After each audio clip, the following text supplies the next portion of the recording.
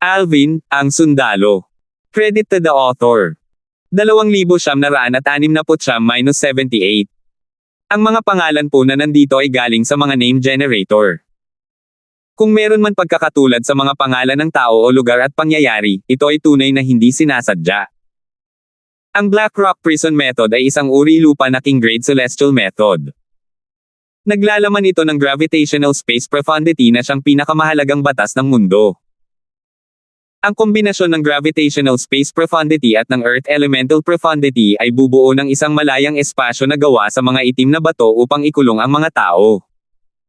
Kasabay nito, makokontrol ng caster ang grabidad sa pamamagitan ng gravitational space profundity sa malayang espasyo. Upang maging dalubhasa sa Black Rock Prison Method, kailangan munang maunawaan ang Earth elemental profundity at ang gravitational space profundity.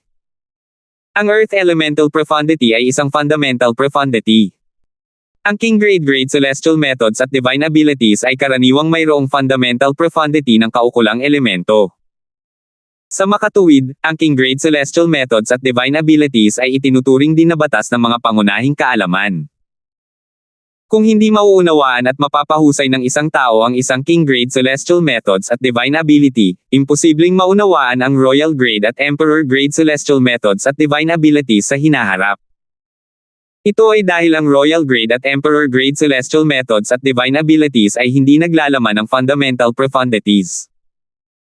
Sa makatuwid, talagang kinakailangan para sa isang tao na maunawaan ang fundamental profundity ng isang partikular na elemental na batas mula sa isang king-grade celestial methods at divine ability.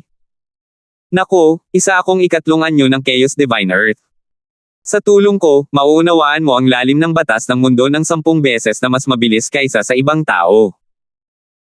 Gayunpaman, ang lalim ng batas ng mundo na nabanggit ko ay hindi kasama ang Earth Elemental Profundity, sabi ng Chaos Divine Earth habang naghahanda si Alvin na unawain ang batas ng mundo ng Black Rock Prison Method. Si Alvin, na nakaupong nakakros ang mga binti at nakapikit, ay kumunot ang noo nang marinig ang mga salita ng Chaos Divine Earth. Anong ibig mong sabihin? Sinasabi mo ba na hindi mo ako matutulungang maunawaan ang fundamental DPT ng batas ng mundo, ang Earth Elemental DPT? Siyempre hindi. Ang ibig kong sabihin ay iba ito sa mga lalim na nabanggit ko. Muling tumunog ang parang batang boses ng Divine Chaos Earth. Mayabang nitong sinabi, matutulungan kitang maunawaan ito sa isang iglap. Pakitandaan na karaniwan ay aabutin ng 3 hanggang 5 taon ang isang taong may mataas na antas ng pag-unawa upang maunawaan ang isang fundamental profundity ng walang tulong. Para sa mga may mahinang pag-unawa, aabutin ito ng hindi bababa sa ilang dekada o kahit siglo.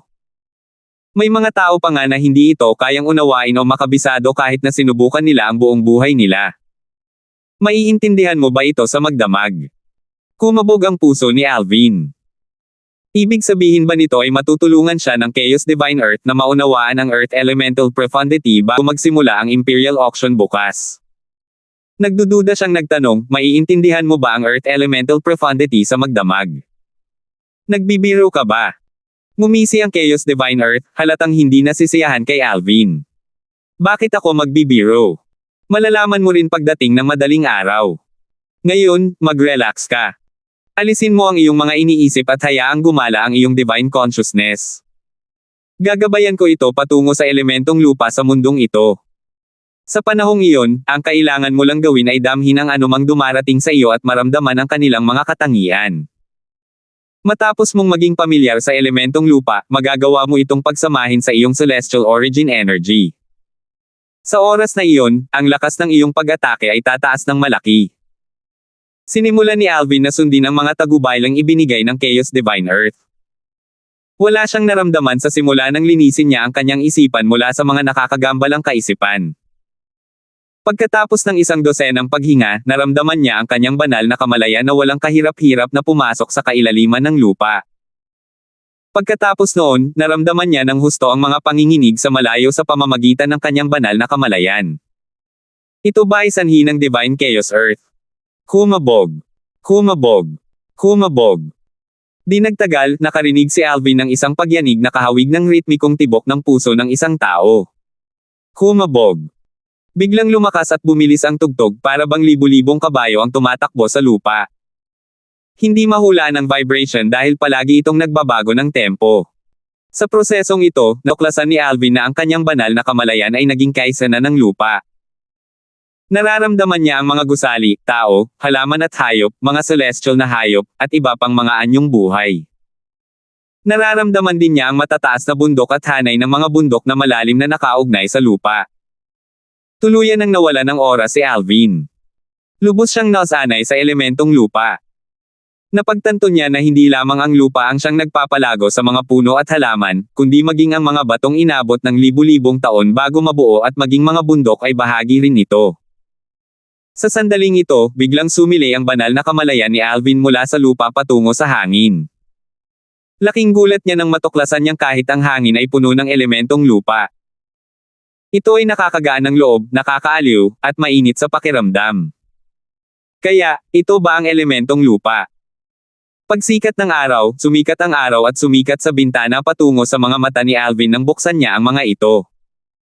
Hindi siya nag-aksaya ng oras sa paggamit ng kanyang celestial origin energy.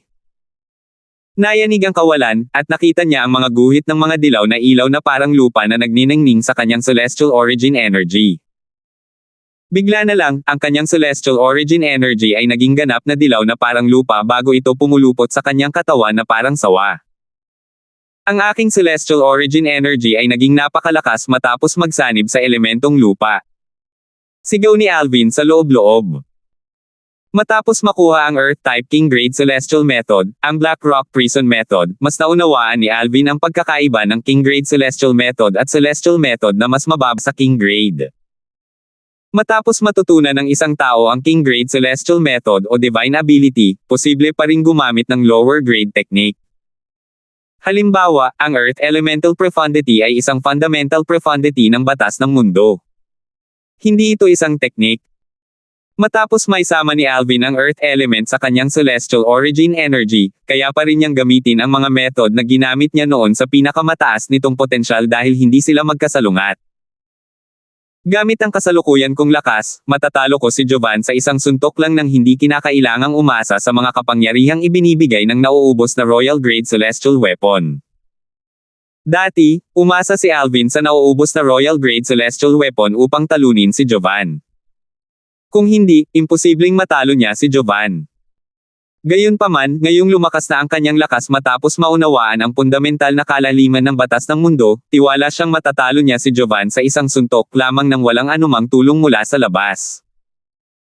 Ang henyong cultivator na walang sekta mula sa East Ming Nation ay isa lamang Heaven Stage Overarching Heavenly Supreme Celestial, ngunit hindi siya matatalo sa mga mas mahina kaysa sa mga Celestial Duke. Malamang na namaster na rin niya ang kapangyarihan ng isang batas. Noong una, hindi ko maisip kung gaano siya kalakas pagkatapos niyang mamaster ang isang batas. Gayunpaman, ngayon ay naiintindihan ko na. Matapos maunawaan ng isang tao ang fundamental DPT ng isang batas at pagsamahin ito sa celestial origin energy ng isang tao, madali niyang matatalo ang mga mas mahihina kaysa sa mga celestial duke. Gayunpaman, ang antas ng pag-unawa ng henyo ay talagang mataas. Wala pa siyang 100 taong gulang, at na-master na niya ang kapangyarihan ng isang batas. Tiyak na hindi ito isang ordinaryong gawa, naisip ni Alvin sa loob-loob. Sa sandaling ito, mayabang na sinabi ng Chaos Divine Earth sa parang batang boses nito, "Nako, nagdududa ka pa rin ba sa akin?" Hindi, syempre hindi. Magaan na sagot ni Alvin. Gayunpaman, nangangahulugan ba ito na kung makakakuha ako ng isang Fire-type King Grade Celestial Method o Divine Ability, ang Chaos Divine Flame ay makakatulong din sa akin na maunawaan ang fundamental DPT ng batas ng apoy sa isang iglap. Ito. Nag-alangan ng Divine Chaos Earth na tapusin ang kanyang sasabihin. Alam nitong kayang gawin ito ng Chaos Divine Flame. Sa sandaling ito, mayabang na sinabi ng Chaos Divine Flame sa matandang boses nito, kung makakakuha ka ng isang Fire-type King Grade Celestial Method o Divine Ability, matutulungan kitang maunawaan ang fundamental profundity ng batas ng apoy, ang Fire Elemental Profundity, sa loob ng 3 oras. 2,970. Chaos Divine Flame, napaka-paborito mo. Galit na sabi ng Chaos Divine Earth, dahil lang yan sa palagi kang ginagamit ng batang ito para pinuhin ang mga tableta at dahil dito, mas naunawaan mo ang elemento ng apoy. Ay iyon lang ang dahilan kung bakit mo siya natutulungang maunawaan ang fire elemental profundity sa loob ng 3 oras. Nakaramdam siya ng hiya dahil ang mga salita ng Chaos Divine Flame ay nagparamdam sa kanya ng kawalan ng nagawang pagtulong kay Alvin na maunawaan ang Earth Elemental Profundity ng magdamag. Paanong hindi ito makakaramdam ng galit? Walang pakialam na sumagot ang Chaos Divine Flame, hindi mahalaga sa akin ang lahat ng mga salik na iyan. Ang mahalaga ay ang resulta. Kung gusto mong kilalanin kita bilang aking senior, dapat ay mas mahusay ka kaysa sa akin. Hindi mo man lang siya matutulungang maunawaan ang fundamental profundity ng mabilis hanggat maaari. Sa tingin mo ba ay karapat-dapat kang maging aking senior? Ang tono nito ay lalong naging mapanghamak sa pagtatapos ng pangungusap nito. Kay kayo. Sa sobrang galit ng Chaos Divine Earth ay nawalan ito ng masabi. Matandang apoy, napakalupit mo. Labis mong ginalit ang munting daigdig kaya't ito'y nakatulog ng mahimbing, mapanghamong sabi ng karaniwang tahimik na profound divine metal. Samantala, hindi pinansin ni Alvin ang 3 elementong nag-aaway na parang mga kaaway. Sa halip, nawala siya sa kanyang mga iniisip. Ang Chaos Divine Flame ay kayang tumulong sa akin na maunawaan ang Fire Elemental Profundity, ang fundamental profundity ng Fire Element, sa loob ng 3 araw. Bukod pa rito, sa tuwing ginagamit ko ang Chaos Divine Flame para pinuhin ang mga tableta, nakakakuha ako ng pag-unawa sa Fire Element. Hindi ba't nangangahulugan ito na ang kailangan ko lang gawin ay makakuha ng Fire-type King Grade Celestial Method o Divine Ability para maunawaan ang Fire Elemental Profundity? Nagliwanag ang kanyang mga mata na parang mga bituin sa kalangitan sa gabi nang maisip niya ito. Isang apoy ang nagliyab sa kanyang puso. Hindi na siya makapaghintay na makakuha ng Fire-type King Grade Celestial Method o Divine Ability. Magsisimula lang ang subasta ng imperyo sa gabi. Dahil marami pa akong oras, maglilibot ako sa palasyo ng imperyo. Magsimula tayo sa aklatan, naisip ni Alvin sa sarili. Maaga pa lamang ng umaga nang umalis si Alvin sa silid. Pagkatapos niyang batiin si Lambert, umalis na siya ng patio kasama si Lambert. Siguro ay iniintindi ni Jovan ang Wind-type King Grade Divine Ability. Dapat ko na siyang hayaan na lang. Sandaling sumulyap si Alvin sa patio ni Jovan habang naglalakad siya palayo rito. Sa sandaling ito, nakita ni na Alvin at Lambert ang isang grupo ng mga tao na lumalabas din sa kanilang patio sa Imperial Palace. Guru, ang mga taong iyon ay mula sa East Ming Nation. Nandito rin sila para sa mga Golden Nemetode, sabi ni Lambert. Ang bansang silangang Ming. Tinaasan ni Alvin ang isang kilay. Ang layunin ng pagbisita ni Alvin sa kabisera ng Solitary Nation ay upang makuha ang mga ginintoang nemetode sa panahon ng subasta. Dati, ang emperador ng Supporting Fall Nation ay personal na nakipag-ugnayan sa emperador ng Solitary Nation para sa mga ginintoang nemetode. Gayunpaman, dahil gusto rin ng Moran Nation at ng East Ming Nation ang mga ginintoang nemetode, nagpa siya ang Solitary Nation na ilagay ang mga ginintoang nemetode sa subasta dahil ito ay isang patas na paraan at makakatulong sa kanila na maiwasan ang pagkakasala sa dalawang bansang tiyak na mabibigo na makakuha ng mga ginintoang nemetode. Hindi nagtagal at napansin din sila ng grupo ng mga tao mula sa East Ming Nation. Ang dalawang lalaking ito ay mula sa Supporting Fall Nation. Hindi ba't ang binata na nakasuot ng lilang damit ay ang henyong cultivator na walang sekta mula sa Supporting Fall Nation, si Alvin? Siya siguro yun. Nabalitaan ko na ang Supporting Fall Nation ay nagpadala ng grupo ng 5 para dumalo sa subasta ng imperyo. Sa 5 tao, 2 lang ang binata. Isa sa kanila ay si Jovan, ang batang Panginoon ng ari-arian ng gobernador ng lungsod sa Passage City. Dahil nakilala ko na si Jovan dati, makukumpirma kung hindi si Jovan ang binata na nakasuot ng lilang damit na ito. Habang nagbubulungan ang mga tao mula sa East Ming Nation, paminsan-minsan ay tinitingnan nila ang isa sa 2 binata na nangunguna sa paglalakad. Ang binata ay nakasuot ng kulay abong damit, at ang kanyang mga mata ay kasing lamig ng yelo. Ang kanyang ekspresyon ay malayo, at naglalabas siya ng isang nakakakilabot na aura habang ang kanyang espada ay nakasabit sa kanyang baywang. Alvin. Instinctive na lumingon ang binata na nakaabong damit para tingnan si Alvin nang marinig niya ang usapan sa likuran niya. Kumislap ang kanyang mga mata habang nakatingin kay Alvin ng matalim. Matapos suriin si Alvin gamit ang kanyang banal na kamalayan, napasigaw siya sa loob, siya iyon. Siya nga.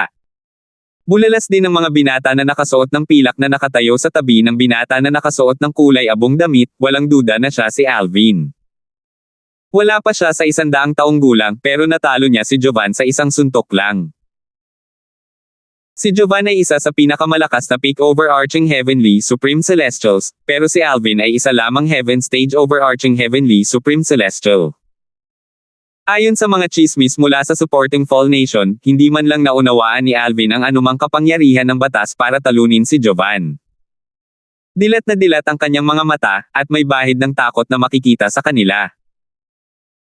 Pagkatapos ng maikling paghinto, tinanong niya ang binata na nakasuot ng kulay abong damit, "Kapatid na Jude, sa tingin mo ba posible iyon?"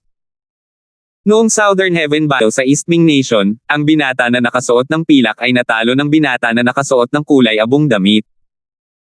Ang celestial origin energy ng binata na nakasuot ng kulay abong damit ay naging isang espada matapos niya itong pagsamahin sa kapangyarihan ng batas. Madali niyang napatalsik ang binata na nakasuot ng pilak palabas ng battle ring sa isang suntok lamang. Sa kabila ng pagpigil ng binata na nakasuot ng kulay abong damit sa kanyang lakas, ang mga pinsala ng binata na nakasuot ng pilak ay napakalubha kaya inabot siya ng kalahating buwan bago gumaling.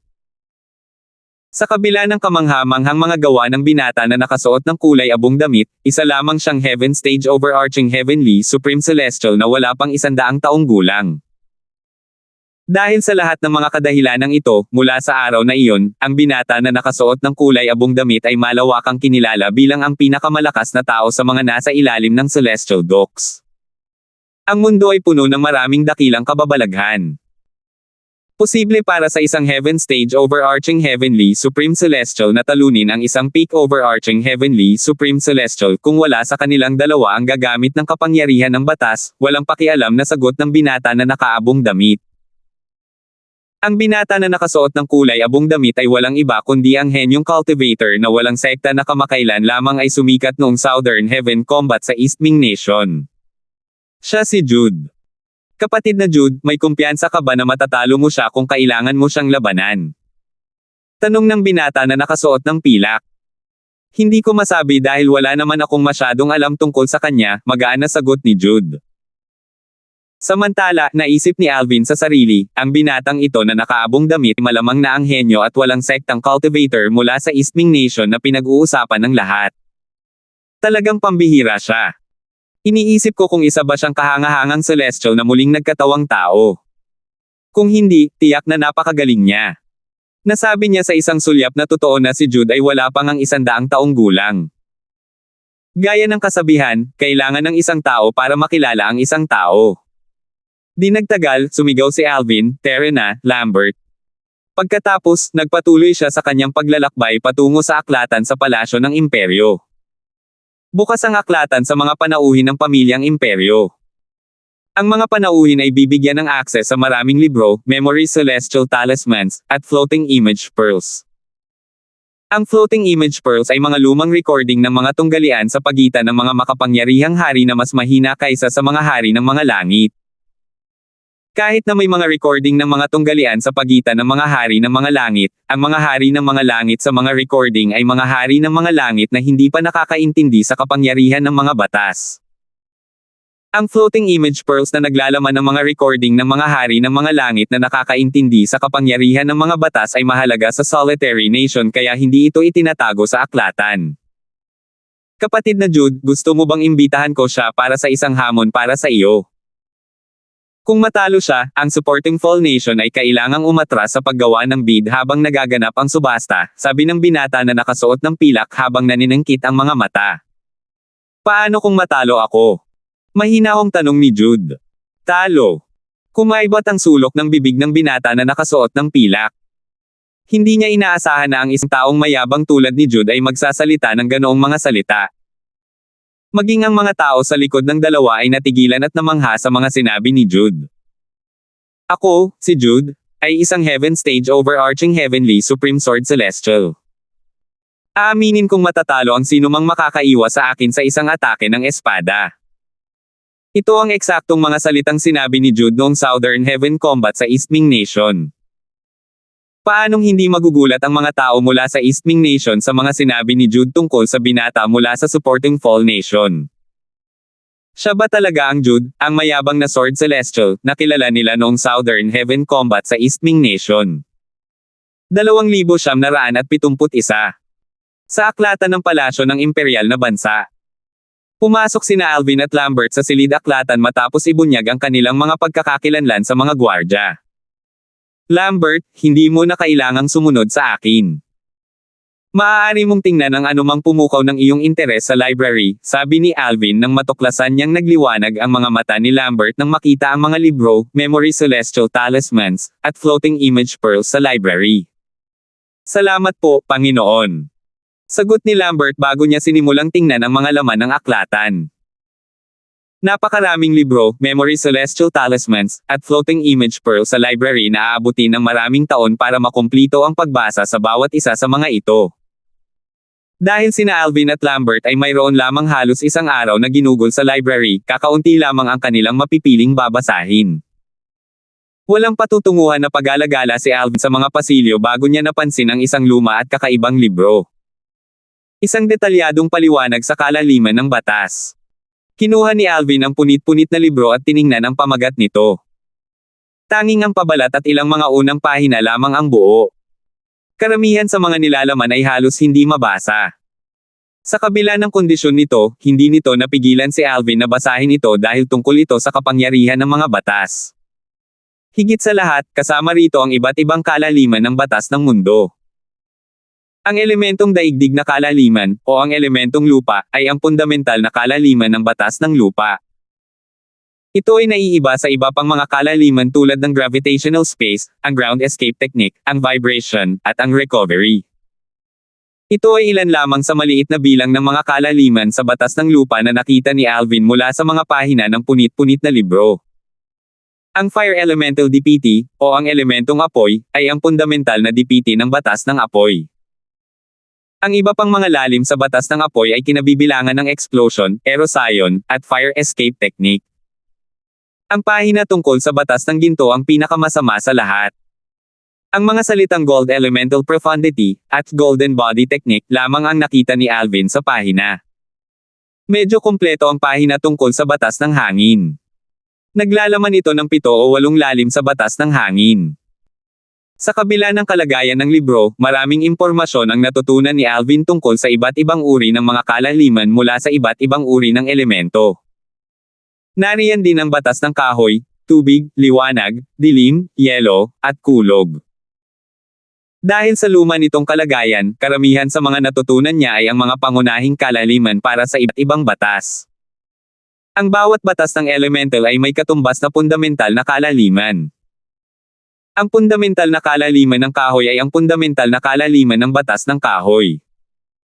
Ang batas ng kadiliman, fundamental na kalaliman ay ang fundamental na kalaliman ng kadiliman. Ang fundamental na kalaliman para sa batas ng kulog ay ang fundamental na kalaliman ng kulog. Isinara ni Alvin ang libro at ipinikit ang kanyang mga mata habang sinusubukan niyang unawain ang impormasyong kanyang nakuha. Ito ay mahahalagang kaalaman na nagbigay sa kanya ng karagdagang pag-unawa sa lalim ng mga batas. Ang lalim ng mga batas ay mga kapangyarihang pag-aari ng langit at lupa. Magagamit ito ng isa pagkatapos maunawaan ang mga lalim. Hindi lamang ang mga batas elemental ay may mga fundamental na kalaliman, kundi mayroon ding iba pang mga lalim sa mga batas elemental na nahahati sa rudimentary stage, initial stage, at mastery stage. Ang lalim ng kapangyarihan ng mga batas sa King Grade Celestial Methods at Divine Abilities ay nasa rudimentary stage pa lamang. Para lalong mapabuti ang unang yugto, kailangan makuha ang katumbas na elemento ng Royal Grade Celestial Methods o Divine Ability. Para makausad sa Mastery Stage, kailangan taglayin ang katumbas na elemento ng King Grade, Royal Grade, at Emperor Grade Celestial Methods o Divine Abilities. Bukod pa rito, mayroon ding mga komplementaryong lalim. Ang mga kapangyarihang nagmumula sa pagmaster lamang ng isang komplementaryong lalim ay lampas sa imahinasyon ng isang tao. Sa isang kisap mata lang, papalubog na ang araw. Sumigaw si Lambert, "Guro, oras na para umalis tayo." Sa sandaling ito, pinapanood ni Alvin ang isang tunggalian sa pagitan ng dalawang pinakamataas na nasa langit at langit na nakaunawa sa mga pangunahing lalim ng mga batas. Ang isa sa kanila ay nakaunawa sa pangunahing lalim ng batas ng hangin, ang wind elemental profundity, habang ang isa naman ay nakaunawa sa fire elemental profundity, ang pangunahing lalim ng batas ng apoy. Parehong malakas ang dalawang kalaban, ngunit ang taong nakabisado sa batas ng apoy ang siyang nanalo. Natural lamang ito dahil ang apoy ang may kalamangan laban sa hangin.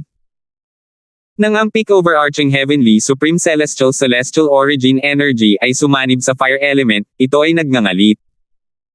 Isang segundo lamang ang itinagal nito para mailihis ang celestial origin energy ng kanyang kalaban na sumanib sa wind element. Bulong ni Alvin sa loob-loob, kung ang dalawang kalaban ay magkapantay, ang isa na ang elemento ay may kalamangan kaysa sa isa pa ang siyang mananalo. Di nagtagal pagkatapos, binawi ni Alvin ang kanyang banal na kamalayan mula sa floating image pearl. Umalis siya sa aklatan kasama si Lambert at naglakad pabalik sa kanyang patio. Sina Philemon, Jovan, at Matandang Mo ay naghihintay na sa pasukan ng patio nang dumating sina Alvin at Matandang Mo. Kapatid na Darfield, lumabas ka na ba? Bahagyang nagulat si Jovan nang makitang pabalik na si Alvin. Oo. Pumunta ako sa library kaninang umaga dahil wala akong magawa. Bahagyang tumango si Alvin.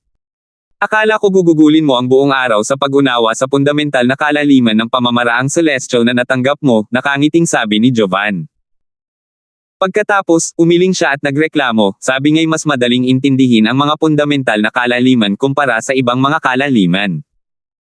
Sayang, hindi ko pa rin maintindihan ang marami rito kahit na gumugol ako ng isang araw at isang gabi rito. Umungol si Philemon bago sinabi, inaasahan mong mauunawaan ang fundamental na kalaliman ng batas ng hangin, ang wind elemental profundity, sa isang araw at isang gabi. Sa palagay ko ay walang sino man ang may sapat na talento para gawin iyon sa buong profound nether mansion. Napangiti ng mapait si Jovan. Hindi niya inaasahan na ang kanyang casual na mga salita ay mag-aanyaya ng pangungutya mula sa kanyang ama. Inalo niya ang sarili sa loob-loob niya. Siguro nagseselos siya sa kanyang anak dahil sa kakayahang maunawaan ang kapangyarihan ng isang batas. Walang kaalam-alam si Philemon sa iniisip ng kanyang anak. Kung hindi, malamang ay nasample na niya ang kanyang anak. Anong klaseng ama ang may inggit sa kanyang anak? Inilipat ni Jovan ang kanyang atensyon kay Jovan dahil hindi ito nang ahas na sumagot sa kanyang ama. Nagtanong siya, kapatid na Darfield, sinubukan mo bang intindihin ang fundamental na kalaliman ng batas ng lupa, ang Earth Elemental Profundity, kagabi? Bahagyang tumango si Alvin. Kumusta? Tanong ni Jovan. Medyo madali lang naman, sagot ni Alvin. Medyo madali lang. Natural lang na nadama ni na Jovan, Philemon, at Old Mo na pabaya lang ang sagot ni Alvin. Hindi nila inakala na madaling naunawaan ni Alvin ang dakila ng elemento ng daigdig ng batas ng mundo. Sa sandaling ito, isang malakas na boses ang umalangaw-ngaw sa hangin. Gobernador Hamilton. Matandang Mo. Maya-maya, isang matangkad at maskuladong figure ang nakita. Ito'y ang commander ng nag-iisang bansa, si Fulton. Commander siya. Tumango sina Philemon at Matandang Mo bilang tugon. Dumaan ang mga mata ni Fulton kina Alvin at Jovan matapos niyang batiin sina Philemon at Old Mo. Nagtatakang tanong niya nang matuklasan niyang wala si Glade, nasaan si Glade?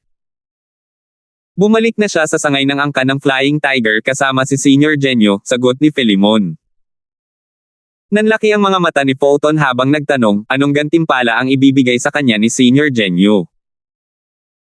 Alam niya na si Glade ay gagantimpalaan sa pagkuha ng isang Royal Grade Celestial Weapon para sa sangay ng Flying Tiger Clan sa Profound Nether Mansion.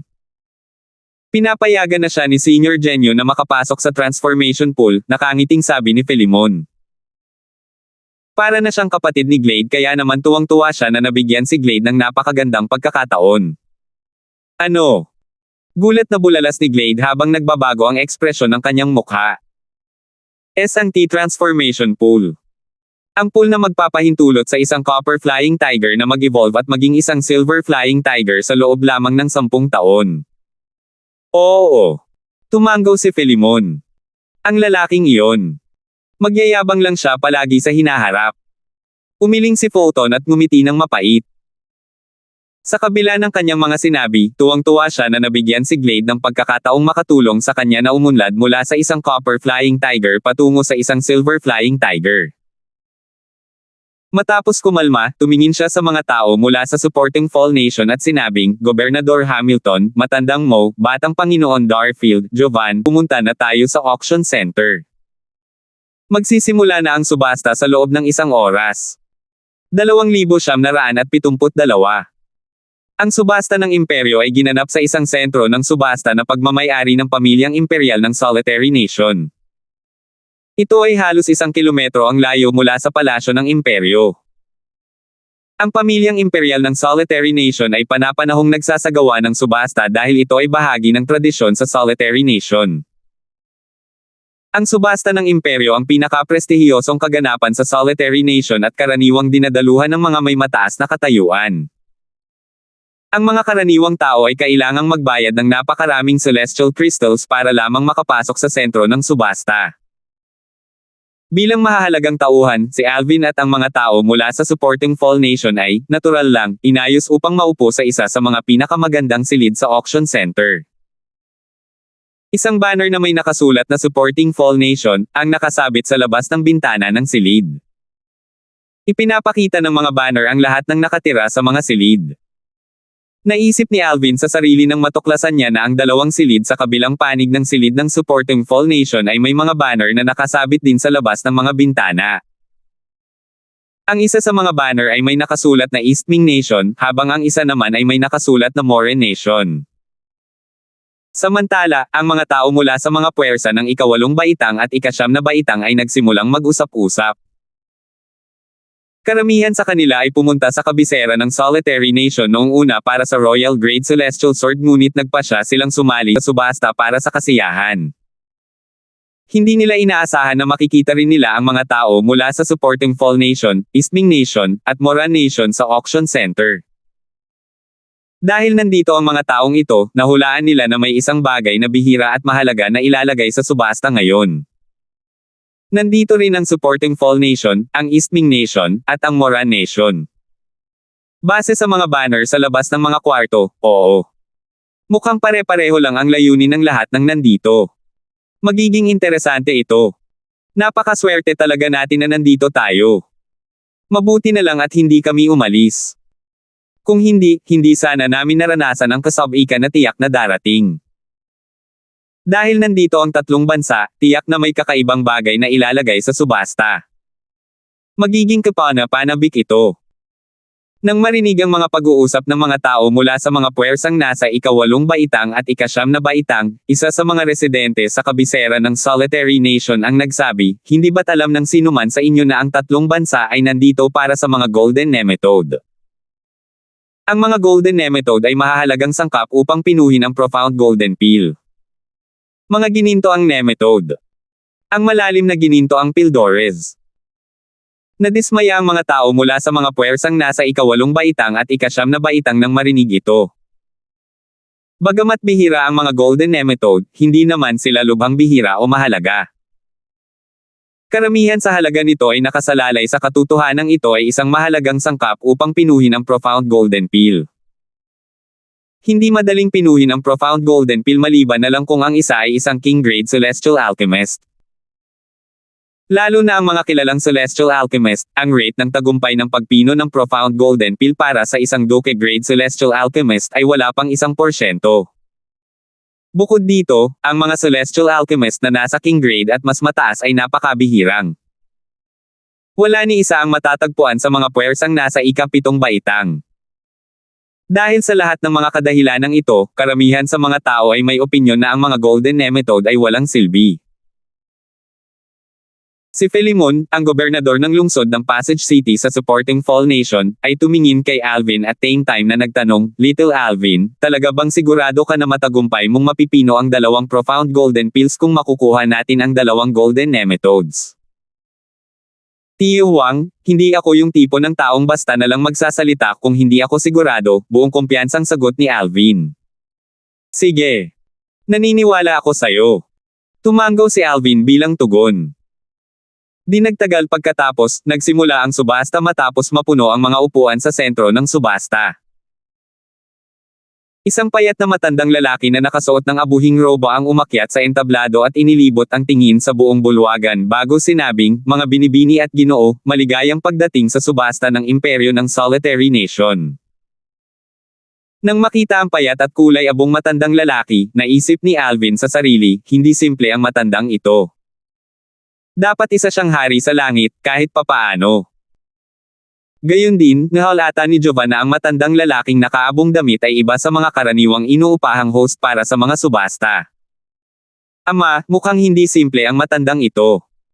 Nakatayo ang matandang lalaki sa entablado na walang pakialam ang ekspresyon sa mukha na parang wala siyang pakialam sa subasta.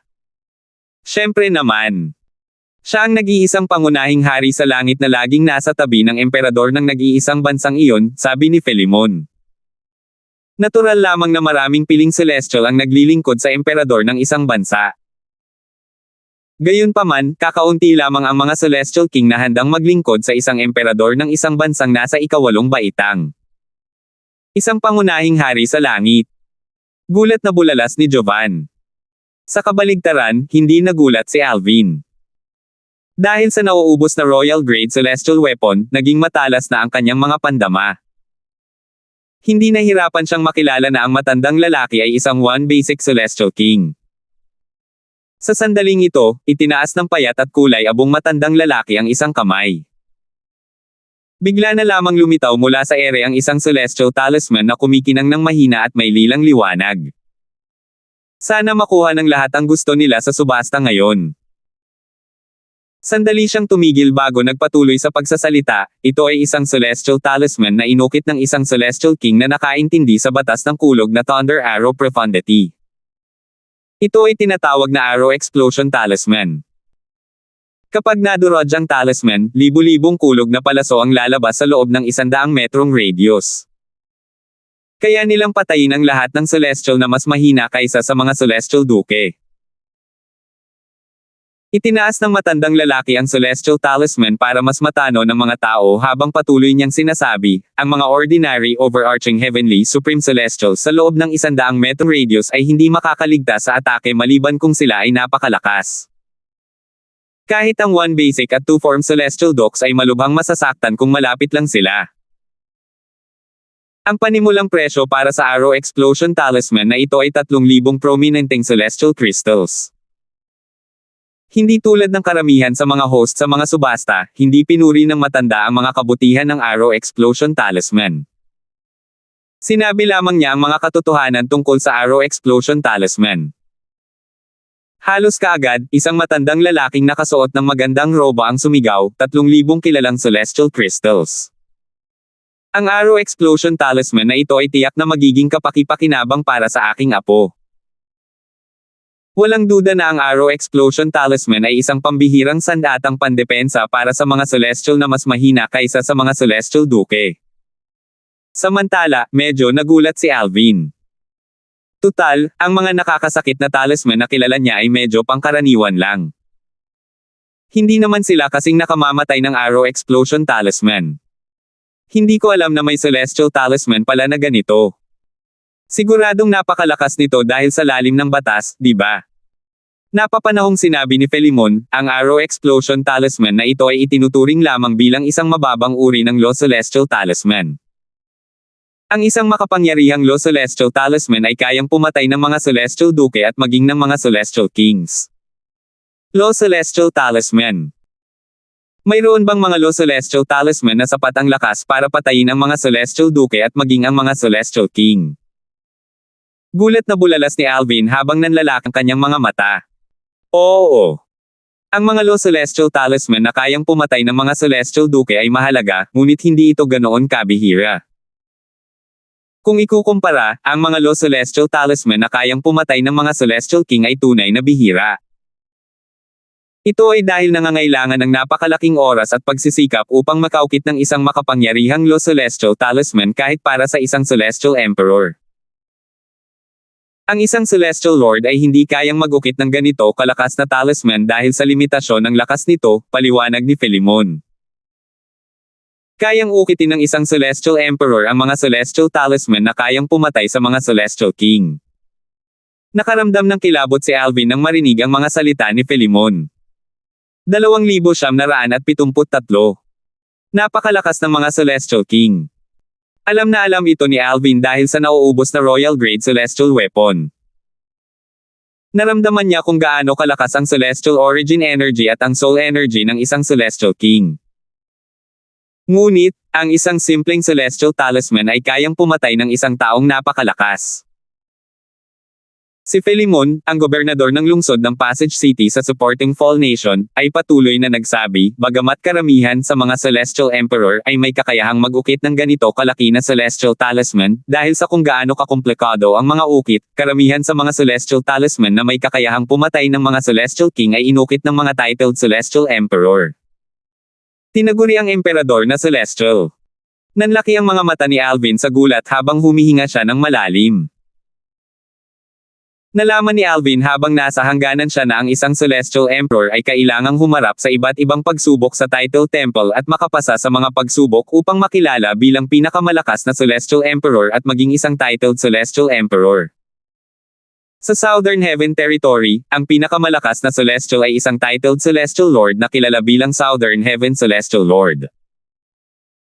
Gayunpaman, kahit ang pinakamalakas na titled Celestial Lord ay walang kalaban-laban sa pinakamahinang Celestial Emperor. Gayunpaman, sinasabing ang mga Celestial King na napatay ng mga Celestial Talisman na inukit ng mga titled Celestial Emperor ay kadalasang mahihinang Celestial King. Maaaring hindi nila naunawaan ang lalim ng mga batas o ang lalim na kanilang naunawaan ay mahina. Gumaan ang loob ni Alvin nang marinig ang mga salita ni Philemon. Katanggap-tanggap pa rin ito. Nahirapan siyang tanggapin ang isang Celestial Talisman na kayang pumatay ng karamihan sa mga Celestial King. Napakalakas talaga. 4,300 kilalang Celestial Crystals. 4,500 kilalang Celestial Crystals. Patuloy na tumaas ang presyo ng Arrow Explosion Talisman habang nag-uusap sina Alvin at Philemon. Sa isang kisap mata lamang, ang presyo ay tumaas sa 4,800 prominenteng Celestial Crystals. Sabi ni Philemon, ang Arrow Explosion Talisman na ito ay tila inukit ng isang makapangyarihang Celestial King. Batay sa kapangyarihan nito at sa katotohanang magagamit lamang ito ng isang beses, malamang na hindi ito makakakuha ng higit sa 5,000 kilalang Celestial Crystals. Di nagtagal, napatunayang totoo mga sinabi ni Philemon. Natigil ang pagbid ng umabot sa 5,000 prominenteng Celestial Crystals ang presyo. Base sa usapan sa paligid, tila karamihan sa mga tao ay sumang-ayon sa mga sinabi ni Philemon. Ang Arrow Explosion Talisman ay magagamit lamang para sa mas mahihinang Celestial. Bukod dito, magagamit lamang ito ng isang beses. 5,000 prominenteng Celestial Crystals ang pinakamataas na maaaring makuhang presyo. Kalokohan lang kung magbid ka pa ng higit pa riyan. Tama. Katumbas ito ng humigit kumulang 5,000 kilalang Celestial Crystals. Samantala, pabalik sa entablado ng subasta, walang pakialam na sinabi ng matandang lalaking nakaabong damit, 5,000 kilalang Celestial Crystals, nabili ng isang beses. Nabili ng 2 beses. 5,000 kilalang Celestial Crystals. Nabili na. Whoosh! Itinaas ng matanda ang kanyang kamay at ang Celestial Talisman ay bumaril na parang kidlat patungo sa isang lalaking nasa katanghaliang gulang na nakasuot ng magandang roba. Matapos itago ang Celestial Talisman, ang lalaking nasa katanghaliang gulang ay nagpadala ng isang special ring na naglalaman ng 5,000 kitang-kitang Celestial Crystal patungo sa matandang lalaking nakaabong damit na nasa entablado. Ang transaksyon ay direktang isinagawa agad. Ang susunod ay isang pangkaraniwang Duke Grade Celestial Pill, ang Explosive Origin Pill. Ang panimulang presyo ng Explosive Origin Pill na ito ay 5,000 prominenteng Celestial Crystals. Kumuha ang matandang lalaki ng isang bote ng gamot bago kumuha ng isang tableta para ipakita sa karamihan. Ang Explosive Origin Pill. Tinaasan ni Alvin ang isang kilay. Ang Explosive Origin Pill ay isang karaniwang Celestial Pill. Ang Explosive Origin Pill ay may iba't ibang grado, ang Duke Grade, ang King Grade, at ang Royal Grade.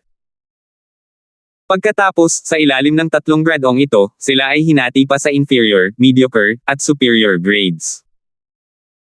Batay dito, Madaling mahinuha na ang isang tao ay dapat, kahit man lang, maging isang Supreme Duke-grade Celestial Alchemist upang mapino ang Explosive Origin Peel. Ang isang katamtamang Duke-grade Explosive Origin Peel ay magpapataas ng Celestial Origin Energy ng isang Celestial Duke sa 2 antas na mas mataas sa loob ng 15 minuto.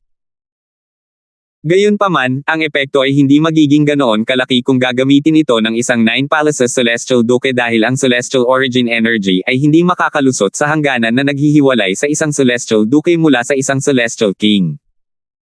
Bilang isang Celestial Alchemist, natural lamang na may kaalaman si Alvin tungkol sa Explosive Origin Peel. Wala pa ring gana si Alvin habang ang presyo ng Explosive Origin Peel ay tumaas sa 8,000 prominenteng Celestial Crystals.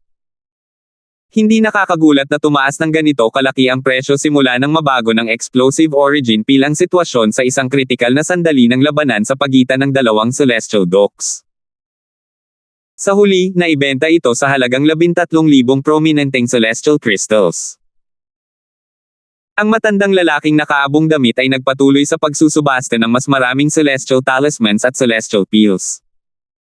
Ang panimulang presyo para sa mga item ay palaging mas mataas kaysa sa mga nauna. Wala sa mga bagay na inilagay para sa subasta ang nakakuha ng atensyon ni Alvin hanggang sa ang ika-9 na item para sa subasta isang pares ng Golden Nematodes. Ang panimulang bid ay 30,000 prominenteng Celestial Crystals. Sabi ng matandang lalaki na nakaabong damit. Ilang segundo ang lumipas, ngunit wala pa ring nag-alok na makuha ang mga Golden Nematode. Isang pares ng Golden Nematodes na may panimulang bid na 30,000 prominenteng Celestial Crystals. Sa pagkakaalam ko, sa black market, ang isang Golden Nematode ay karaniwang nagkakahalaga ng 15,000 prominenteng Celestial Crystals. Mukhang doon ibinabatay ng Solitary Nation ang panimulang bid. Bueno, ang mga Golden Nematode ay lubos na hinahangad ng mga emperador ng supporting Fall Nation, ng Isming Nation, at ng Moran Nation. Dahil ito ay lubos na hinahangad, natural lamang na tumaas ang presyo nito. Bukod dito, ang halaga ng pares ng Golden Nematode ay hindi makakaapekto kahit kaunti sa kaba ng 3 bansa. Tama iyan. Gayunpaman, ang Golden Nematode sa black market ay kadalasang walang mamimili. Nag-uusap pa rin ang mga tao nang may umalangaw-ngaw mula sa silid kung saan naroon ang mga tao mula sa supporting Fall Nation. 30,000 kilalang Celestial Crystals. Malinaw na umalangaw-ngaw sa hangin ang boses ni Philemon. Nagulat si Jovan. Ama, hindi ba kayo masyadong nagmamadali? Hindi ito katulad mo. Hindi ito ang unang pagkakataon na dumalo si Jovan sa isang subasta kasama ang kanyang ama. Hindi pa naman siya ang unang nagbid kahit pa gusto niya ang isang bagay na iyon. Di nagtagal, lahat, kasama na si Alvin, ay natulala. Anong nangyayari? Naguguluhang sabi ni Alvin sa sarili. Ang mga tao mula sa Isming Nation at Moran Nation ay kakaibang tahimik. Naramdaman din ng mga tao na may mali. Nagtinginan sila sa isa't isa na may kalituhan. Tutal, ang 3 bansa ay pumunta sa kabisera ng Solitary Nation para lamang sa bagay na ito. Inaasahan nila ang isang tensyonado na paligsahan sa pagbid sa pagitan ng 3 bansa para sa Golden Nematodes. Gayunpaman, taliwas sa inaasahan ng lahat, walang nagbid pagkatapos magsalita ni Philemon. 30,000 kilalang Celestial Crystals, minsan lang mawawala. 30,000 kilalang Celestial Crystals, 2 beses mawawala. Ang matandang lalaking nakaabong damit na nanatiling walang pakialam sa lahat ng oras na ito ay nagsimulang makaramdam ng bahagyang takot sa kanyang puso. Nagpalipat-lipat ang kanyang mga mata sa pagitan ng silid ng Isming Nation at ng silid ng Moran Nation. Sayang, wala talagang tunog. Napilitan siyang tapusin ang subasta. 30,000 kilalang Celestial Crystals. 3 beses mawawala. Naibenta na. Kasabay noon, ang pares ng mga ginintoang nematode ay nahulog sa mga kamay ni Philemon. Nagkagulo ang mga tao. Anong nangyayari?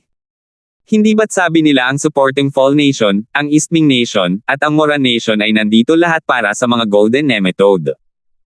Sino ang nakakaalam? Nakatulog ba sila? Iniisip ko kung ano ang tumatakbo sa isipan ng mga tao mula sa Isming Nation at Moran Nation. Ano ang ginagawa nila? Sa silid ng bansang Moran. Tio Lian, bakit hindi mo ibinebenta ang mga golden nemetode? Bakit mo ako pinipigilan sa pagbid? Anong nangyayari? Sunod-sunod na tanong ng ikapitong prinsipe ng bansang Moran habang nakatingin sa isang marangal na lalaking nasa katanghaliang gulang na nakasuot ng asul na damit na may kunot noo. Halatang hindi natuwa ang prinsipe base sa tono nito. Ang lalaking nasa katanghaliang gulang ay isang makapangyarihang isang pangunahing hari sa langit na naglingkod sa emperador ng bansang Moran. Bagamat hindi siya nasiyahan sa saloobin ng ikapitong prinsipe, tiniis niya ito. Kahit na matagumpay na makuha ng Moran Nation ang Golden Nematodes, napakaliit pa rin ang posibilidad na matagumpay nilang mapino ang Profound Golden Pill. Tumingin ang lalaking nasa katanghaliang gulang sa ikapitong prinsipe ng bansang Moran at sa iba pang mga tao sa silid bago siya mahinahong nagpaliwanag, si Philemon mula sa bansang taga-suporta ng pagbagsak ay nagpadala sa akin ng mensahe sa pamamagitan ng voice transmission kanina. Kaya naman, mabilis akong nagdesisyon na huwag nang bumili para sa mga gininto ang nemetode. Pagkatapos niyang magsalita, humigop siya sa kanyang tasa ng tsaa. Sa silid ng bansang silangang Ming. Isang binata na nakasuot ng pilak ang kumunat ang noo habang naiinip na sinasabi sa isang matandang lalaki na malinaw na siyang pinuno ng grupo, "Matandang ho, bakit mo ako pinipigilan sa pagbid para sa mga golden nemetode? Paano mo ito ipapaliwanag sa aking ama kapag bumalik tayo na walang dala? Naisip mo ba si Brother Jude?" Pangalawang prinsipe, bilang miyembro ng pamilyang imperial, dapat mong matutunang panatilihin ang iyong kahinahunan tulad niyang Masterling, sabi ng matandang lalaki habang tinitingnan ng may kahulugan ang binata na nakasuot ng pilak at ang binata na nakasuot ng abuhin na nakaupo sa isang sulok. Malamig at malayo ang ekspresyon ng binata na nakaabong damit. Tila hindi siya naapektuhan na hindi inalok ng matanda ang mga golden nemetode. 2,974. Isang walang magawang ngiti ang sumilay sa mukha ng pangalawang prinsipe ng East Ming Nation. Inisip niya kung paano mananatiling kalmado si Jude sa ganitong mga sitwasyon. "Kapatid na Jude, hindi ka ba nag-aalala?" "Naniniwala ako kay matandang ho," sagot ni Jude habang tumangala sa matanda. Tumango ang matanda, halatang nasiyahan, habang nakatingin kay Judeling. Nagniningning ang kanyang mga mata sa determinasyon habang sinasabi, "Young Masterling, tiyak na hindi kita bibiguin. Dahil nagtitiwala ka sa akin, gagawin ko ang lahat sa aking makakaya para makuha ang Profound Golden Pill para sa iyo." Sa silid ng supporting Fall Nation. Tumingin sina Alvin, Jovan, at Old Mo kay Philemon. Kakaiba ang nangyari noong subasta para sa pares ng Golden Nematodes. Tiyak na may ginawa si Philemon nang hindi nila nalalaman. "Ama, anong nangyayari?" Nagtatakang tanong ni Jovan habang nakatingin sa kanyang ama. Sa kabila ng pagiging tahimik, sina Alvin at Old Mo ay malinaw na nalilito at mausisa rin. Sandaling tiningnan ni Philemon si Alvin bago nagpaliwanag, "Wala lang yan.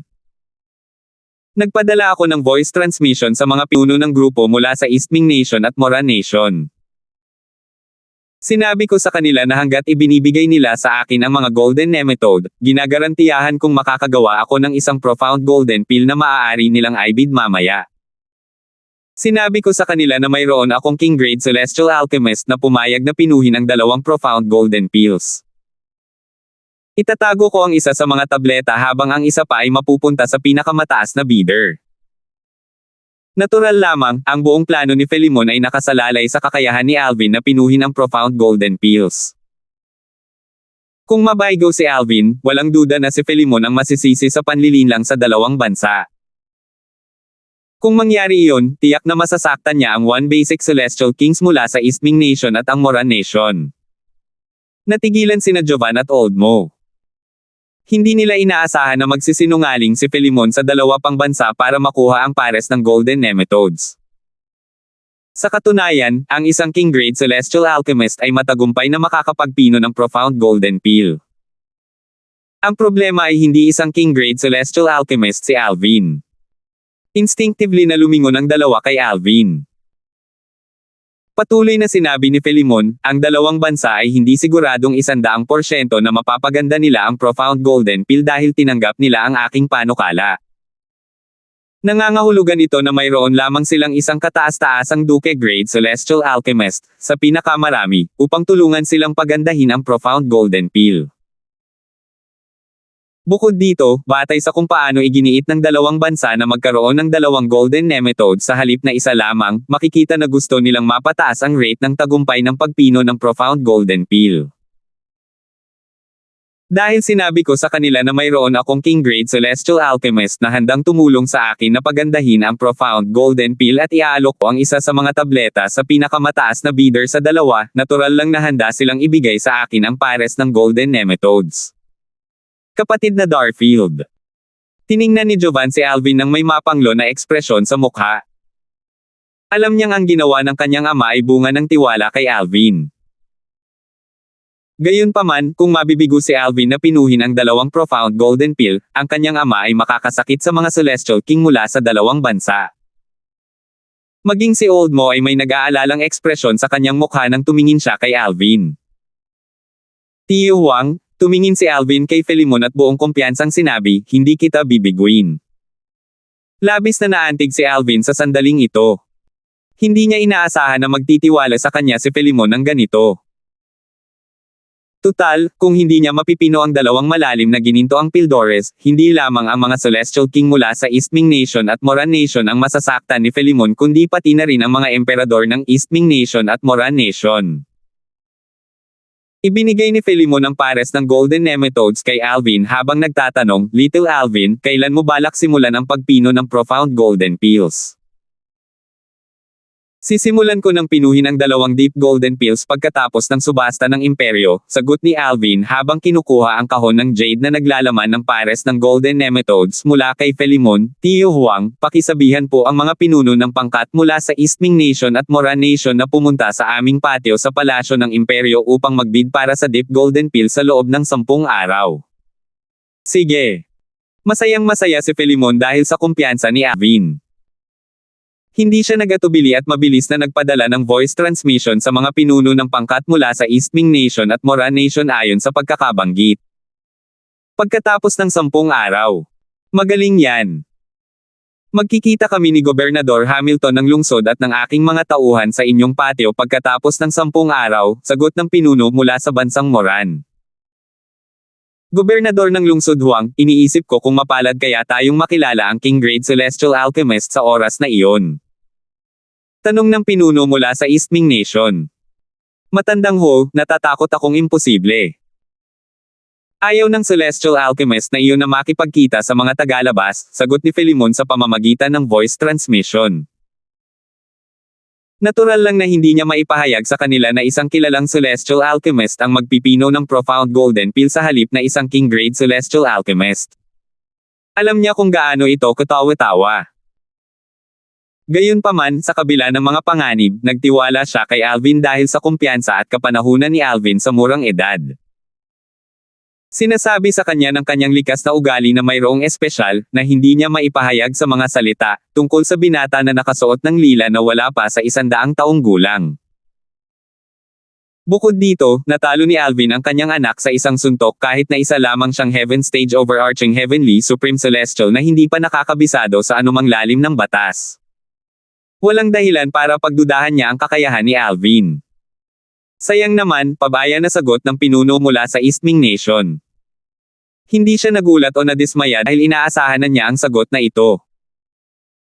Habang nalilito pa rin ang mga tao at nag-iisip kung bakit hindi nagbid ang East Ming Nation at Moran Nation laban sa supporting Fall Nation para sa Golden Nematodes, nagpatuloy ang subasta ng mga imperial. Hindi nagtagal at nalipat ang atensyon ng mga tao sa susunod na item na ibibid. Kaya, ito ang mga gininto ang nematode. Samantala, binuksan ni Alvin ang kahon ng jade at nakita ang dalawang insekto na halos kasing haba ng hintuturo ng isang matanda sa loob ng kahon. Ang mga gininto ang nematode ay singnipis ng sinulid at ganap na ginintoan. Bagamat malinaw na patay na ang mga ito, mukhang kasing talas sila ng kutsilyo.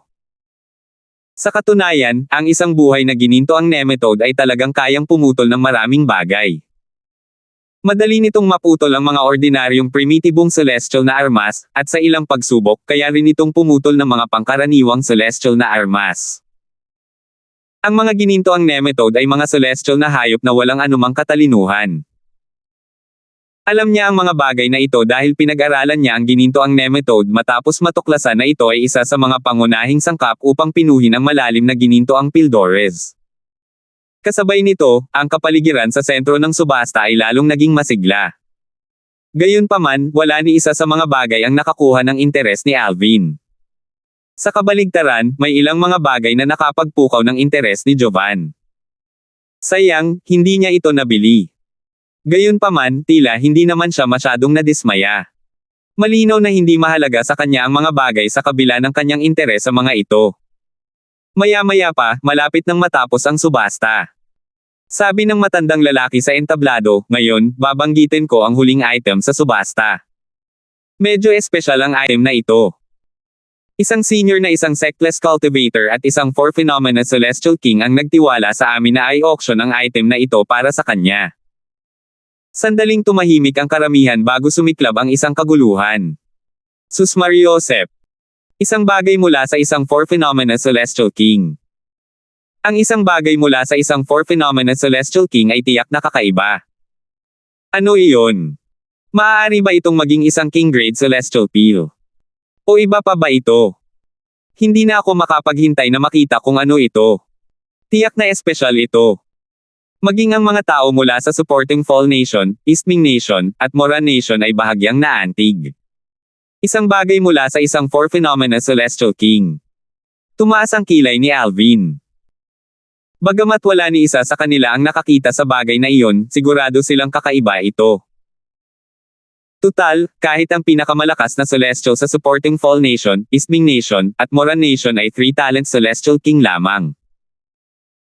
Kahit ang mga emperador ng tatlong bansa ay kailangang maging magalang sa isang cultivator na walang sekta na isang 4 phenomena celestial king. Hindi nila kayang basta-basta masaktan ng isang makapangyarihang nilalang. Sa entablado, sa wakas ay inilabas ng matandang lalaki ang isang mahabang kahon ng jade sa harap ng lahat. Ang kahon ng jade ay 3 talampakan ang haba, kalahating talampakan ang taas, at 1 talampakan ang lapad. Pinigilan ng mga tao ang kanilang mga hininga, at ang kanilang mga mata ay nakatuon sa kahon ng jade habang dahan-dahan itong binubuksan ng matandang lalaki. Ano iyon? 2,975 ang sangay ng hindi kilalang pinagmulan. Ang 4 phenomena celestial king ang pinakamalakas sa buong Thousand Nations territory, kung tutuusin. Paano naman mananatiling kalmado ang mga tao nang marinig na ang item ay galing sa isang 4 phenomena celestial king? Tuwang-tuwa at sabik silang makita ang item. Walang duda na ang item ay magiging kakaiba. Hindi ko inaasahan na may item pala mula sa isang 4 phenomena celestial king. Salamat naman at hindi ako umalis kanina. Tama. Ano ba yan? Mas mabuting huwag mag-atubiling bumili ng item na ito. Ang isang item mula sa isang 4 phenomena celestial king ay tiyak na magiging napakahalaga. Ang mga tao sa auction center, kasama na ang mga tao mula sa supporting Fall Nation, ay nasa sabik na tumingin sa jade box. Langit-ngit. Binuksan ng matandang lalaki ang kahon ng jade at ibinunyag ang isang kakaibang sanga. May mga lunti ang dahon na sumibol sa sanga. Wala itong ipinakitang senyales ng pagkalanta. Sa pamamagitan lamang ng isang simpleng pagsusuri gamit ang banal na kamalayan, mararamdaman ng isang tao ang malakas na sigla sa sanga. Kasabay nito. Ito. Naku po. Bakit nandito yan? Bakit nandito yan? 3 boses ang sabay-sabay na umalangaw sa isipan ni Alvin habang ang kanyang atensyon ay naaga ng sanga sa loob ng kahon ng jade. Ang 3 boses ay mula sa Profound Divine Metal, sa Chaos Divine Flame, at sa Chaos Divine Earth. Halatang nagulat sila. Nagtatakang nagtanong si Alvin, mga senior, alam ba ninyo ang sangay na ito? Kasabay nito, ang kapaligiran sa buong auction center, kabilang ang mga VIP room kung saan nakatira ang supporting Fall Nation, ang Eastming Nation, at ang Moran Nation, ay naging seryoso. Ano ito? Bakit mayroon itong napakalakas na sigla? Nabali ang sanga na ito mula sa puno. Hindi lang ito nalanta, kundi lumalago pa nga. Kay ganda. May makapagsasabi ba kung saang puno ito galing? Marahil, isa itong bihira at mahalagang materyal. Hindi ko alam kung ano iyon, pero walang duda na espesyal ito. Walang nakakaalam kung ano ang sangay. Ang alam lang nila ay espesyal ito. Ano iyon? Tama iyan. Mahal na host, ano iyon? Tumingin ang karamihan sa matanda para humingi ng paliwanag. Kalmadong sumagot ang matanda, ano iyon? Wala rin akong ideya. Wala kang ideya. Nagulat ang mga tao. Sa katunayan, kahit ang apat na phenomena na hari ng mga langit ay hindi alam kung ano iyon, patuloy na sabi ng matanda. Ano? Kahit ang apat na phenomena Celestial King ay hindi alam kung ano iyon. Kung gayon, bakit pa natin ito ibebenta? Kahit na espesyal ito, ano ang silbi kung hindi natin alam kung ano ito?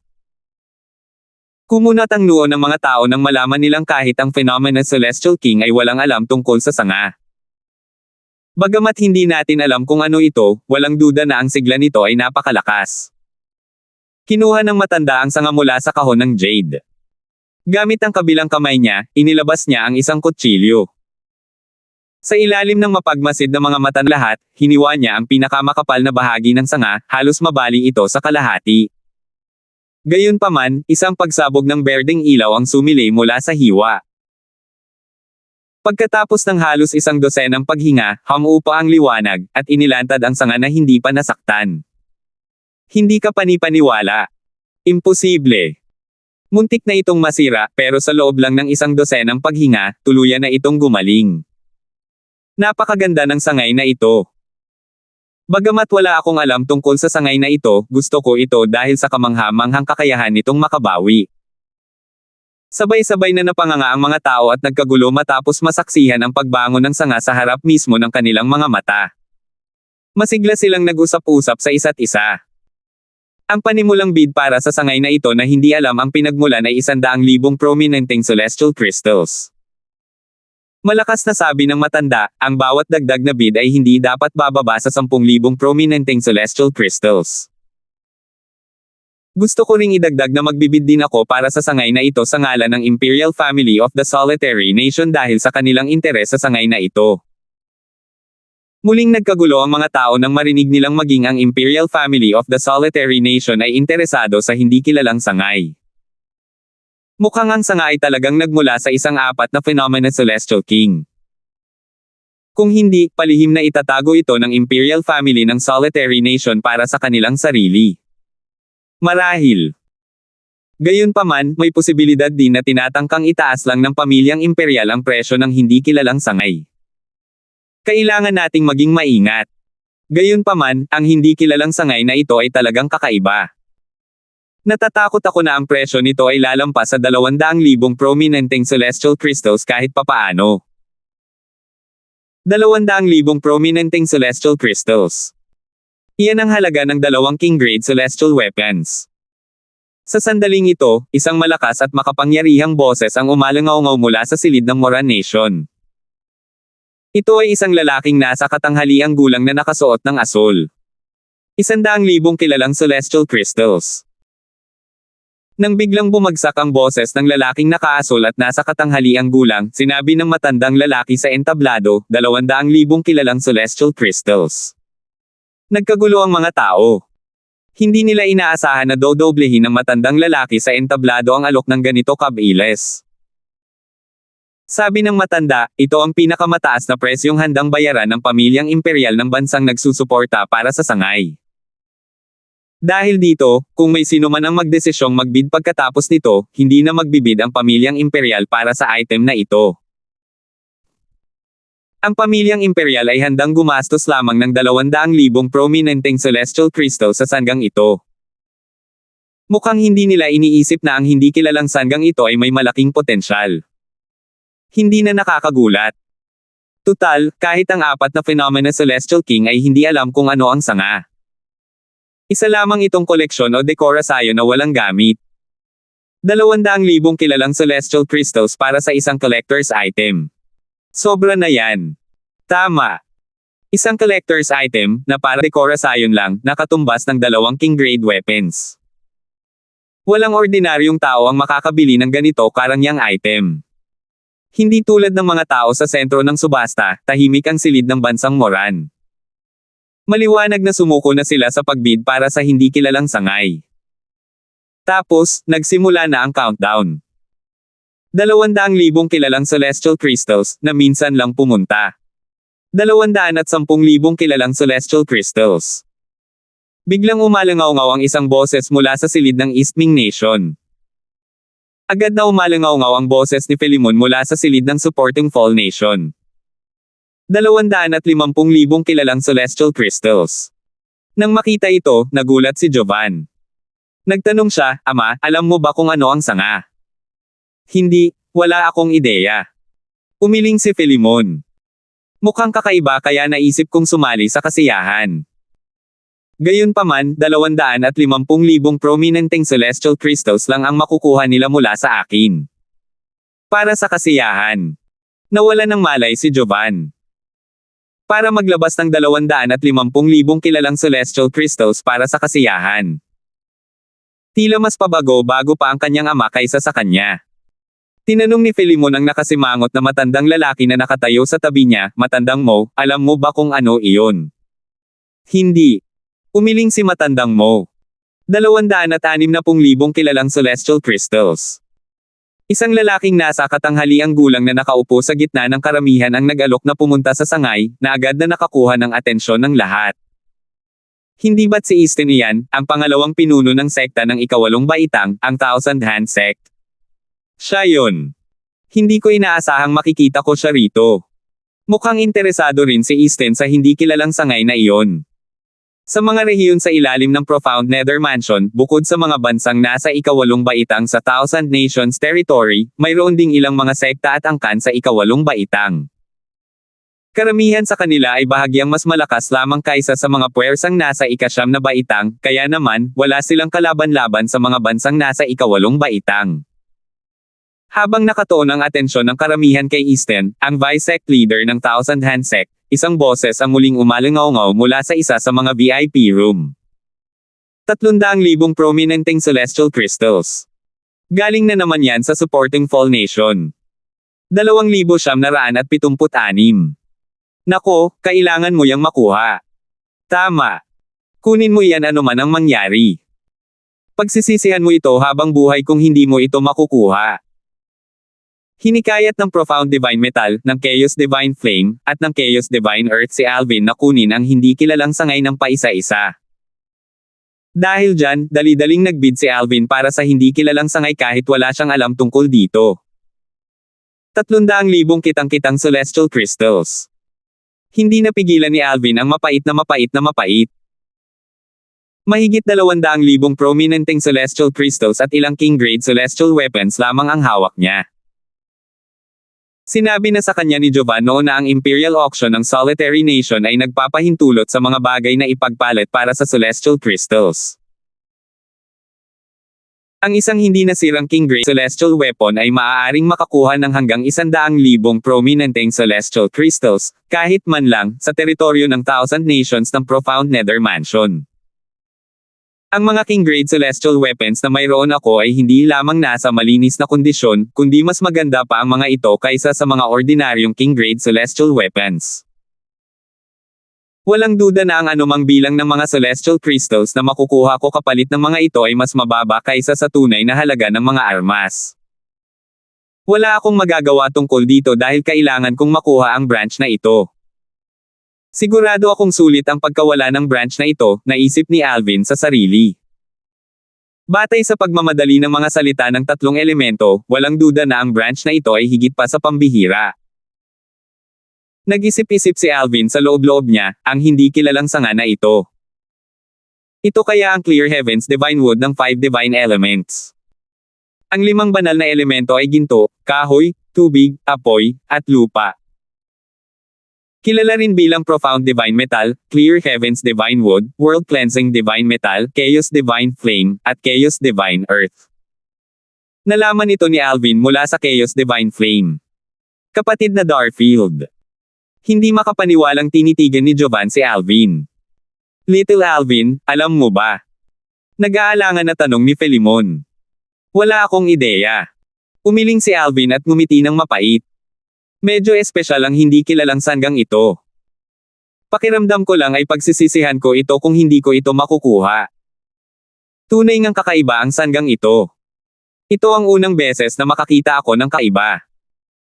Kung ito ay isang uri ng sangkap na panggamot, walang duda na ang celestial pill na pino mula rito ay magiging kakaiba, sabi ni Philemon. Nang makabawi sa kanyang katinoan, tumingin si Jovan kay Alvin at nagtanong, "Kapatid na Darfield, sa palagay mo ba ang hindi kilalang sanga na ito ay isang uri ng halamang gamot na ginagamit sa pagpino ng mga tableta?" Nako, ang atensyon ni Alvin ay nakatuon sa hindi kilalang sanga sa entablado. Tila hindi niya narinig ang tanong ni Jovan. Itinuring ni na Philemon, Jovan, at matandang mo ang pananahimik ni Alvin bilang pagsang-ayon niya sa kanilang mga sinabi. Sa sandaling ito, sinabi ng Chaos Divine Flame, hindi iyan ang Clear Heaven Divine Wood. Kung iyan nga, hindi sana natin ipapahiya ang ating mga sarili ng ganoon. Naguguluhan na tanong ni Alvin, kung gayon, kung hindi ito ang Clear Heaven's Divine Wood. Ano iyon? Ito ang banal na puno ng buhay. Sagot ng malalim na banal na metal. Ang banal na puno ng buhay. Ano iyon? Tanong ni Alvin. Nako, hindi mo na kailangang malaman pa ang tungkol sa banal na puno ng buhay sa ngayon. Ang kailangan mo lang malaman ay sa pamamagitan ng pagkuha ng isa sa mga sanga mula sa banal na puno ng buhay, mauunawaan mo ang batas ng buhay sa hinaharap. Ang batas ng buhay ay isa sa pinakamakapangyarihang batas.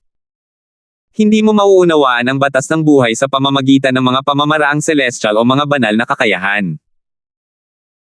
Ang pinakamalakas na batas na mauunawaan mo sa pamamagitan ng isang pamamaraang celestial o banal na kakayahan ay pangalawang antas lamang ng batas sa larangang ito. Sa kabaligtaran, ang batas ng buhay ay unang antas ng batas, singit ng Chaos Divine Earth gamit ang parang batang boses nito. May bahid ng paggalang na maririnig sa boses nito. Ang sanga na ito ay isa sa mga pangunahing sanga mula sa banal na puno ng buhay. Hindi lamang ito makakatulong sa iyo na maunawaan ang batas ng buhay, kundi makikinabang ka rin dito sa maraming paraan sa hinaharap. Bukod dito, makikinabang din tayo rito, masigasig na sabi ng malalim na banal na metal. Nako, basta't makuha mo ang pangunahing sanga na ito mula sa Divine Tree of Life, tutulungan kita ng walang kondisyon kahit kailan mo kailanganin ng tulong. Masiglang sabi ng Chaos Divine Earth. Nawala sa kanyang isipan si Alvin matapos marinig ang mga salita ng Chaos Divine Earth. Nanlaki ang kanyang mga mata nang hindi mahahalata. Batay sa reaksyon ng tatlong elemento, ang pangunahing sanga na ito mula sa Divine Tree of Life ay lubos na makikinabang sa Profound Divine Metal, sa Chaos Divine Earth, at sa Chaos Divine Flame. Kung hindi, hindi nila siya pipilitin sa ganoong paraan. 310,000 kilalang celestial crystals. Tinaasa ni Easton, ang pangalawang pinuno ng Thousand Hand Sect, ang kanyang bid. Bago pa man makabawi ang mga tao, dinagdagan ni Alvin ang bid ng 40,000 kilalang celestial crystals. 350,000 kilalang celestial crystals. Kumunat ang noo ni Easton. Hindi niya inaasahan na ang supporting Fall Nation ay mag-aalok ng ganito kataas para sa isang hindi kilalang sangay. Ngayong tumaas na ang presyo sa 350,000 prominenteng celestial crystals, wala na siyang balak na ipagpatuloy ang pagbid para sa hindi kilalang sangay. Una sa lahat, nagbid lang siya para dito para sa kasiyahan. 310,000 prominenteng celestial crystals lang ang handa niyang ibayad para sa hindi kilalang sangay. Di nagtagal, nahulaan na ng mga tao ang pagkakakilanlan ng bidder mula sa supporting Fall Nation. Ang taong mula sa supporting Fall Nation na kakabid lang ay hindi kamukha ni Philemon, ang gobernador ng lungsod ng Passage City sa supporting Fall Nation, tama ba? Parang binata. Sa pagkakaalam ko, may 2 binata sa grupo ng mga tao mula sa supporting Fall Nation. Isa sa kanila ay ang anak ni Philemon, si Jovan. Ang isa pang binata ay si Alvin, isang henyong cultivator na walang sekta na kamakailan lamang ay sumikat dahil sa Southern Heaven combat sa supporting Fall Nation. Mukhang kay Alvin ang boses. Sa silid ng East Ming Nation. Isang liwanag ang sandaling kumislap sa mga mata ng isang malungkot at kulay abong binata. Siya ay walang iba kundi ang walang sektang tagapagsaka na sumikat noong Southern Heaven combat ng East Ming Nation, si Jude. Alvin. Maaari kayang alam din niya na ang sanga ay mula sa banal na puno ng buhay. Nahulaan ni Jude na ang sanga ay nagmula sa banal na puno ng buhay nang ilabas ito ng matandang lalaki sa entablado. Bukod dito, nahulaan niya na ito ang pangunahing sanga mula sa banal na puno ng buhay. Napakahalaga nito dahil makakatulong ito sa isang tao na maunawaan ang batas ng buhay. Gayunpaman, ang sanga ay walang silbi sa kanya dahil tinukoy ng kanyang lahi na hindi niya mauunawaan ang batas ng buhay. Sa totoo lang, ang kapangyarihan ng mga batas na minana niya mula sa kanyang angkan ay salungat sa batas ng buhay. Sa sandaling ito, nagsimulang magbilang pababa ang matanda nang makita niyang walang humahabol kay Alvin. 350,000 kilalang celestial crystals, isang beses lang. 350,000 kilalang celestial crystals, 2 beses lang. Iniisip ko kung kinikilala ito ni Alvin bilang isa sa mga pangunahing sanga mula sa banal na puno ng buhay o gusto lang niya itong maging bahagi ng kanyang koleksyon. Kung ito ang una, kung gayon, talagang kakaiba siya. Tutal, malabong may makakilala nito sa maliit na Southern Heaven territory na ito. Kasama rito ang Southern Heaven Celestial Lord. Kung ito ang huli, kung gayon, napakaswerte niya, naisip ni Jude sa loob habang nakatingin sa bintana. Walang balak si Jude na ibunyag ang banal na puno ng buhay sa mga tao mula sa East Ming Nation. Alam niyang hindi nila maiintindihan at maaaring pagdudahan pa nila siya. Higit sa lahat, isusugal niya ang paglalantad ng kanyang tunay na pagkatao. 350,000 kilalang celestial crystals, 3 beses nang nawala. Nabente na. Kasabay noon, matagumpay na nakuha ni Alvin ang pangunahing sanga mula sa banal na puno ng buhay. Nagtanong si Jovan, kapatid na Darfield, kulang pa ba ang mga celestial crystal mo? Mayroon akong humigit kumulang 25 milyong katamtamang celestial crystals. Katumbas sila ng 250,000 prominenteng celestial crystals. Kung isasangla ko ang isang king-grade celestial weapon, makakakuha ako ng 100,000 prominenteng celestial crystals, nakangiting sagot ni Alvin. Little Alvin, hindi na kailangan yan, nagmamadaling sabi ni Philemon, pahihiraman kita ng 100,000 prominenteng celestial crystal. Maaari mo na itong ibalik sa akin pagkatapos nating maibenta ang Profound Golden Pill. Kung gayon, salamat po, Tio Hamilton. Alam ni Alvin na ayaw ni Philemon na matalo siya sa pamamagitan ng pagsasangla ng kanyang king-grade celestial weapon kaya hindi niya tinanggihan ang mabuting intensyon ni Philemon. Bukod dito, tiwala siyang matagumpay niyang mapipino ang Profound Golden Pills, at ang pagbebenta nito ay madaling makapagbibigay sa kanya ng 100,000 prominenteng celestial crystals, kahit papaano. Matapos iligpit ni Alvin ang pangunahing sanga mula sa Divine Tree of Life na ipinagpalit niya sa isang spatial ring na puno ng celestial crystals, hindi napigilan ni Jovan na magtanong, kapatid na Darfield, kahanga-hanga ka talaga. Paano mo nakuha ang 25 milyon na katamtamang celestial crystals? 2,977. Hindi gaanong kilala si Alvin sa mga celestial crystal. Sa katunayan, halos lahat ng kanyang kilalang celestial crystal ay naubos na niya matapos niyang bilhin ang mga origin stone sa West Lane Town ng Solitary Nation. Gayunpaman, marami pa rin siyang karaniwang celestial crystal. Noong nasa Borderlands siya, napatay niya ang 9 Palaces Celestial Duke at Basic Celestial King ng Blissful Sect kasama ang 10 Directions Celestial Duke ng Profound Heaven Celestial Sect, kung saan nakuha niya ang naipon na kayamanan ng 3 individual. Ang kabuuang kayamanan ng 3 individual ay mahigit 20 milyong karaniwang celestial crystal. 10,000 prominenteng celestial crystals at 20 milyong mediocre na celestial crystals. Ginagamit ba ng henyong Sectless Cultivator na ito mula sa Supporting Fall Nation ang pagkakataong ito para ilabas ang lahat ng mediocre na celestial crystals na mayroon siya? Nagulat ang matandang lalaking nakaabong nakatayo sa entablado nang tumingin siya sa loob ng spatial ring na ibinigay ni Alvin at nakita ang isang malaking bilang ng mga mediocre na celestial crystals. Alam niyang kakaunti lang ang mga tao sa Southern Heaven Territory na may 20th milyong mediocre na celestial crystals. Tutal, masyadong mababa ang grado ng mga mediocre na celestial crystals. Hindi sumagi sa isip niya na sa kabila ng formation barrier ng Southern Heaven Territory, mayroong isang lugar na tinatawag na Borderlands kung saan mayroon lamang silang mga primitive crystal veins. Ang mga primitive crystals veins na ito ay maaari lamang makagawa ng mga mediocre na celestial crystals. Bagamat may mga prominenteng celestial crystals sa mga Borderlands, kakaunti lang sila at karamihan ay nagmumula sa gitnang lugar. Maaaring nakaipon si Alvin ng malaking kayamanan sa mga hangganan, ngunit ilan lamang libong kilalang celestial crystals ang mayroon siya sa maraming katamtamang celestial crystals at primitive celestial crystals. Kapatid na Darfield, tunay kitang hinahangaan. Paano ka nakakalap ng 25 milyong katamtamang celestial crystals? Napatingin si Jovan kay Alvin ng may pagkamangha. Makikita rin ang bahid ng kuryosidad sa mga mata ni na Philemon at matandang Mo nang tumingin sila kay Alvin. Sumagot si Alvin, nakuha ko ang lahat ng mga pangkaraniwang celestial crystal sa mga hangganan. Ang mga kilalang celestial crystal ay kakaunti at napakadalang makita sa mga hangganan. Matapos makuha ni Alvin ang pangunahing sanga mula sa Divine Tree of Life, opisyal na natapos ang subasta ng imperyo.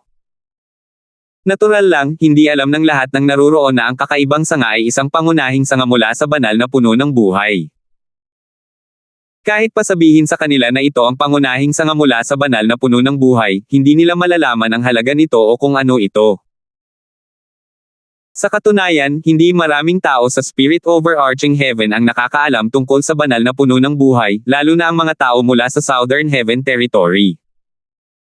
Pagkatapos ng subasta, sinundan ni na Alvin at Lambert sina Jovan, Philemon, at Old Mo pabalik sa Imperial Palace ng Solitary Nation. Habang naglalakbay, naabutan sila ni Fulton, ang commander ng hukbong imperial ng Solitary Nation.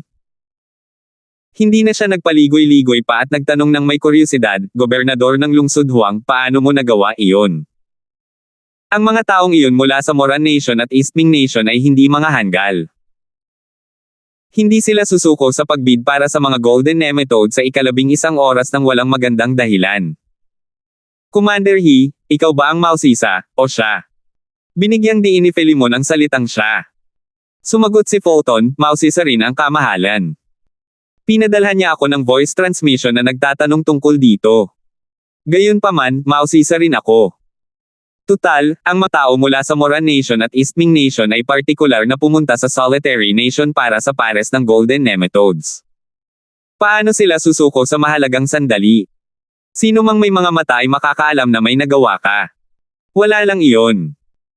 Walang pakialam na sagot ni Philemon, sinabi ko lang sa kanila na mayroon akong King Grade Celestial Alchemist na matagumpay na makakapagpino ng 2 profound golden pills.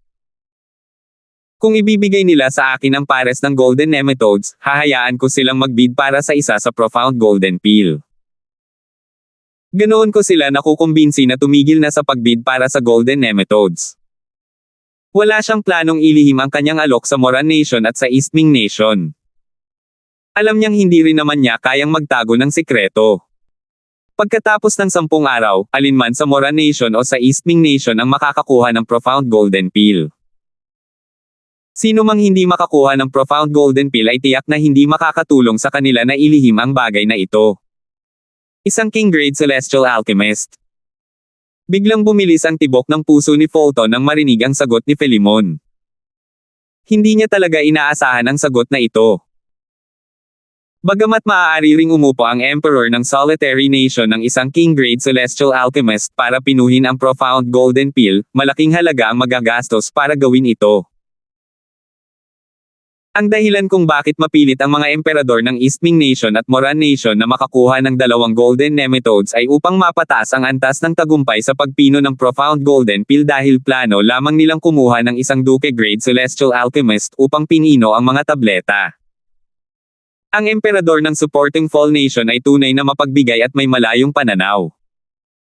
Bulalas ni Fulton habang nakatingin kay Alvin. Inakala niyang ang emperador ng Supporting Fall Nation ay handang gumastos ng malaki para lamang matulungan si Alvin na maging isang peak overarching heavenly supreme celestial bago ang pagbubukas ng Southern Heaven Ancient Realm. Sa kanyang palagay, ang mga emperador ng East Ming Nation at ng Moran Nation ay malinaw na hindi kasing malayong pananaw ng emperador ng Supporting Fall Nation. Hindi niya kailanman aasahan, kahit sa kanyang pinakamalawak na panaginip, na ang taong magpipino ng profound golden pill ay si Alvin, hindi isang king-grade celestial alchemist. Nang makarating ang grupo sa Imperial Palace ng Solitary Nation, nagpaalam si Fulton sa mga natitirang tao, at ang iba ay bumalik sa kani-kanilang mga silid sa palasyo. Little Alvin, pakisabi naman sa akin kung mayroon ka pang ibang kailangan para pinuhin ang profound golden pill. Gagawin ko ang lahat para makuha ito para sa iyo. Sabi ni Philemon bago humiwalay kay Alvin. Bagamat nagtitiwala siya sa kakayahan ni Alvin, nakaramdam pa rin siya ng kaunting pressure nang maisip niya ang posibilidad na mabaigo si Alvin na makagawa ng 2 profound golden pills pagkatapos ng 10 araw. Kung mangyari iyon, walang doubt ang masasaktan niya ang mga Celestial King mula sa Eastming Nation at sa Moran Nation. Sige. Huwag kang mag-alala, Tio Hamilton. Hindi kita bibiguin. Sabi ni Alvin bago siya bumalik sa kanyang silid upang pinuhin ang 2 malalim na ginintoang pildores. Si Alvin lang ang nakakaalam na hindi siya isang ordinaryong kilalang celestial alchemist. Karamihan sa mga kilalang grado na celestial alchemist ay nagpipino ng mga tableta gamit ang kanilang kilalang celestial fires, ngunit pinino niya ang mga tableta gamit ang kanyang Chaos Divine Flame. Bagamat ang Chaos Divine Flame ay katumbas ng isang kilalang celestial fire, ito ay mas nakahihigit sa mga kilalang celestial fires. Sa katunayan, ang Chaos Divine Flame ay maihahambing sa mas mataas na celestial fires na may mas mataas na grado. Sa sandaling ito, biglang tumawa ang Profound Divine Metal bago niya sinabi, "Bata, hindi ba't nangako kang tutulungan mo ang binata kung makukuha niya ang pangunahing sanga mula sa Divine Tree of Life?" Batay sa mga salitang batang-bata, malinaw na kinakausap niya ang Chaos Divine Earth. Patuloy na sinabi ng Profound Divine Metal, bagamat sa kasalukuyang alchemy skills ng binata at sa tulong ni Old Fire, medyo mataas ang kanyang success rate sa pagpino ng Profound Golden Pill, maliit pa rin ang posibilidad na mabaigo. Gayunpaman, sa tulong mo, siguradong magtatagumpay ito. Nagningning ang mga mata ni Alvin nang marinig niya ang mga salita ng Profound Divine Metal. Batay sa mga salita ng Profound Divine Metal, nahihinuha niya na ang Chaos Divine Earth ay malaking tulong upang pinuhin ang Profound Golden Pill. Hindi lang iyon, kundi sa tulong ng Chaos Divine Earth, siguradong magtatagumpay siya. Paanong hindi magiging masaya si Alvin? Bagamat may kumpiyansa siyang mapapaganda ang Profound Golden Pill, hindi garantisado ang kanyang tagumpay. Mga 80% hanggang 70% lamang ang kanyang kumpiyansa na magtatagumpay siya. Nang maisip ni Alvin ang pressure na nararamdaman ni Philemon ngayon, huminga siya ng malalim at naghandang humingi ng tulong sa Chaos Divine Earth. Gayunpaman, bago pa man makapagsalita si Alvin, sinabi ng Chaos Divine Earth, "Hindi ko kailangan ng paalala. Natatandaan ko na ang sinabi ko." Pagkatapos, sinabi nito kay Alvin, "Bata, kunin mo ang kaldero mo." Bagamat hindi sigurado si Alvin kung paano makakatulong ang Chaos Divine Earth, masunurin niyang kinuha ang prominenteng Celestial Cauldron. Pagkakuha niya ng kaldero, malinaw niyang naramdaman ang enerhiya ng mastasa mula sa Chaos Divine Earth sa kanyang kanang braso na sumusulpot patungo sa kaldero bago sumanib dito. Whoosh! Nagsimulang manginig ang kaldero habang naglalabas ito ng liwanag na parang mastasa. Nagsalita ang Chaos Divine Flame sa sandaling ito. Ang Chaos Divine Earth ay maaaring sumanib sa kaldero ng isang celestial alchemist. Makakatulong ito sa isang tao na pinuhin ang mga tableta at mapataas din ang rate ng tagumpay ng isang tao. Sa tulong ko at ng Chaos Divine Earth, walang duda na matagumpay mong mapupunan ang Profound Golden Pill. Simulan na natin, muling sabi ng Chaos Divine Flame nang makita niyang nawala sa kanyang isipan si Alvin. Bumalik sa dati ang katinoan ni Alvin at nagsimulang maghanda para pinuhin ang mga tableta. Ang Profound Golden Pill ay isa sa pinakamahirap na pinuhin ng mga kilalang celestial pills. Ang proseso ng pagpino nito ay napakasalimuot. Gayunpaman, kasing dali lang ito ng paghinga para kay Alvin. Kung tutuusin, ang kanyang mga kasanayan ay maihahambing na sa isang king-grade celestial alchemist. Samantala, sa wakas ay nalaman ng mga tao mula sa Eastming Nation at Moran Nation mula sa kani-kanilang mga pinuno kung bakit hindi sila nagbid para sa pares ng Golden Nematodes. Ang supporting Fall Nation ay kumuha ng isang King Grade Celestial Alchemist upang pinuhin ang Profound Golden Pills. Wow! Napaka mapagbigay na emperador. Sa tingin ko ay higit pa sa nakikita ng mga mata. Sa palagay ko ay ang King Grade Celestial Alchemist mula sa Flying Tiger Clan ang tumutulong kay Alvin. 2,978. Ang angkan ng lumilipad na tigre.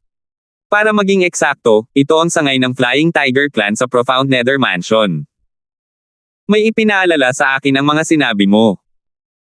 Ang pangalawang patriarka ng sangay ng Flying Tiger Clan sa Profound Nether Mansion ay pumunta sa kabisera ng Solitary Nation 2 araw na ang nakalipas para sa isang Royal Grade Celestial Weapon. Maaaring hindi mo alam ito, ngunit si Alvin ay may kinalaman sa pagpili ng hugis espadang Origin Stone na naglalaman ng Royal Grade Celestial Weapon. Si Glade, isa sa mga pinuno ng pangkat mula sa supporting Fall Nation, ay isang Copper Flying Tiger. Siya ang nagmungkahi na ibigay ang Royal Grade Celestial Weapon sa sangay ng angkan. Ngayong pinagsama-sama mo na ang dalawa, nagsisimula na itong magkaintindihan. Dahil si Alvin ay may kinalaman sa pagkuha ng Royal Grade Celestial Weapon, malamang na ginantimpalaan siya ng Flying Tiger Clan sa pamamagitan ng pagpapadala ng kanilang King Grade Celestial Alchemist upang pinuhin ang Profound Golden Pill para sa kanya. Maaaring hindi nakatira sa iisang lugar ang mga tao mula sa Eastming Nation at Moran Nation, ngunit lahat sila ay dumating sa iisang conclusion. Isang matandang lalaki, ang pinuno ng pangkat mula sa Eastming Nation, ang nagsabi, gayunpaman, ang pinuno ng pangkat mula sa Supporting Fall Nation ay nangako sa amin na maglalagay ng isang Profound Golden Pill para sa subasta sa loob ng 10 araw. Ang malalim na gininto ang Pildores. Si Jude, na laging may malamig na kilos, ay sa wakas ay nagkaroon ng bahagyang pagbabago sa ekspresyon. Dati, wala siyang mataas na pag-asa na mapapaganda nila ang malalim na gininto ang Pildores kahit na makuha nila ang 2 gininto ang nematode na kinakailangan upang mapino ang mga tableta. Tutal, wala naman silang King Grade Celestial Alchemist. Ngayong sigurado na siyang magkakaroon ng malalim na gininto ang Pildores, nagsimulang mabuo ang pananibik sa kanyang puso. Tumingin si Jude sa matanda at nagpadala ng voice transmission. Elder Hu, dapat ay nasa akin ang Profound Golden Pill. Alam kong may limitasyon ang mga celestial crystal na ibinigay sa iyo ng kamahalan para makuha ang mga golden nematode. Gayunpaman, kung matutulungan mo akong makuha ang Profound Golden Pill, hindi ko lang ibabalik sa iyo ang dagdag na celestial crystals na ginastos mo para makuha ang Profound Golden Pill, kundi malaki rin ang utang na loob ko sa iyo. Base sa kanyang mga salita, makikita na determinado siyang makuha ang Profound Golden Pill. Little Ling, gagawin ko ang lahat para makuha ang Profound Golden Pill para sa iyo. Sagot ng matanda sa pamamagitan ng voice transmission habang ang kanyang mga mata ay kumikinang sa determinasyon. Mataas ang kanyang pag-asa para kay Jude. Sa kanyang palagay, ang kinabukasan ni Jude ay napakaganda. Bukod pa rito, pagkatapos maglakbay ng magkasama patungo sa kabisera ng Solitary Nation, naramdaman niya na si Jude ay kamukha ng isang taong nagmula sa isang makapangyarihang angkan o sekta sa halip na isang cultivator na walang sekta. Ang pananalita at kilos ni Jude ay pambihira at ikinahiya pa nga niya ito. Dahil sa lahat ng mga kadahilanang ito, sigurado siyang gagantimpalaan siya ng malaki sa hinaharap hanggat tinulungan niya si Jude. Sandali na lamang ang mangyayari. Hindi nakakapagtaka na hindi ka nagbid sa pares ng Golden Nematodes. Lumalabas na ganoon nga ang pangako ng mga taga-supporting Fall Nation. Sa wakas ay natanto ng pangalawang prinsipe ng Eastming Nation at ng iba pa ang kanilang mga natuklasan matapos nilang makinig sa paliwanag ng matanda. Kaya naman ginagarantiyahan ng supporting Fall Nation na mapapaganda nila ang mga Deep Golden Pills at nangakong mag-aalok ng isang tableta para sa 2 bansa. Ang malalim na gininto ang Pildores, ang malalim na gininto ang Pildores. Isang bahid ng pagnanasa ang sumilay sa kaibuturan ng mga mata ng ika-7 prinsipe ng bansang Moran. Nagsimulang umikot ang mga gulong sa kanyang isipan ngayong alam na niyang may posibilidad na makakuha siya ng malalim na gininto ang Pildores. Tumingin siya sa isang lalaking nasa katanghaliang gulang, ang pinuno ng pangkat mula sa bansang Moran, at sinabi sa malalim na boses, Tio Lian, alam ko ang limitasyon sa mga celestial crystals na ibinigay sa iyo para ibid ang mga golden nematode. Gayunpaman, ngayong nagbago na ang ating target mula sa pares ng mga golden nematode patungo sa isang malalim na ginintoang Pildores, umaasa ako na hindi mo napapansinin ang limitasyong iyon. Kung kinakailangan, umaasa ako na gagamitin mo muna ang iyong mga celestial crystals. Pagbalik namin, hihilingin ko kay tatay na ibalik sa iyo ang mga celestial crystals.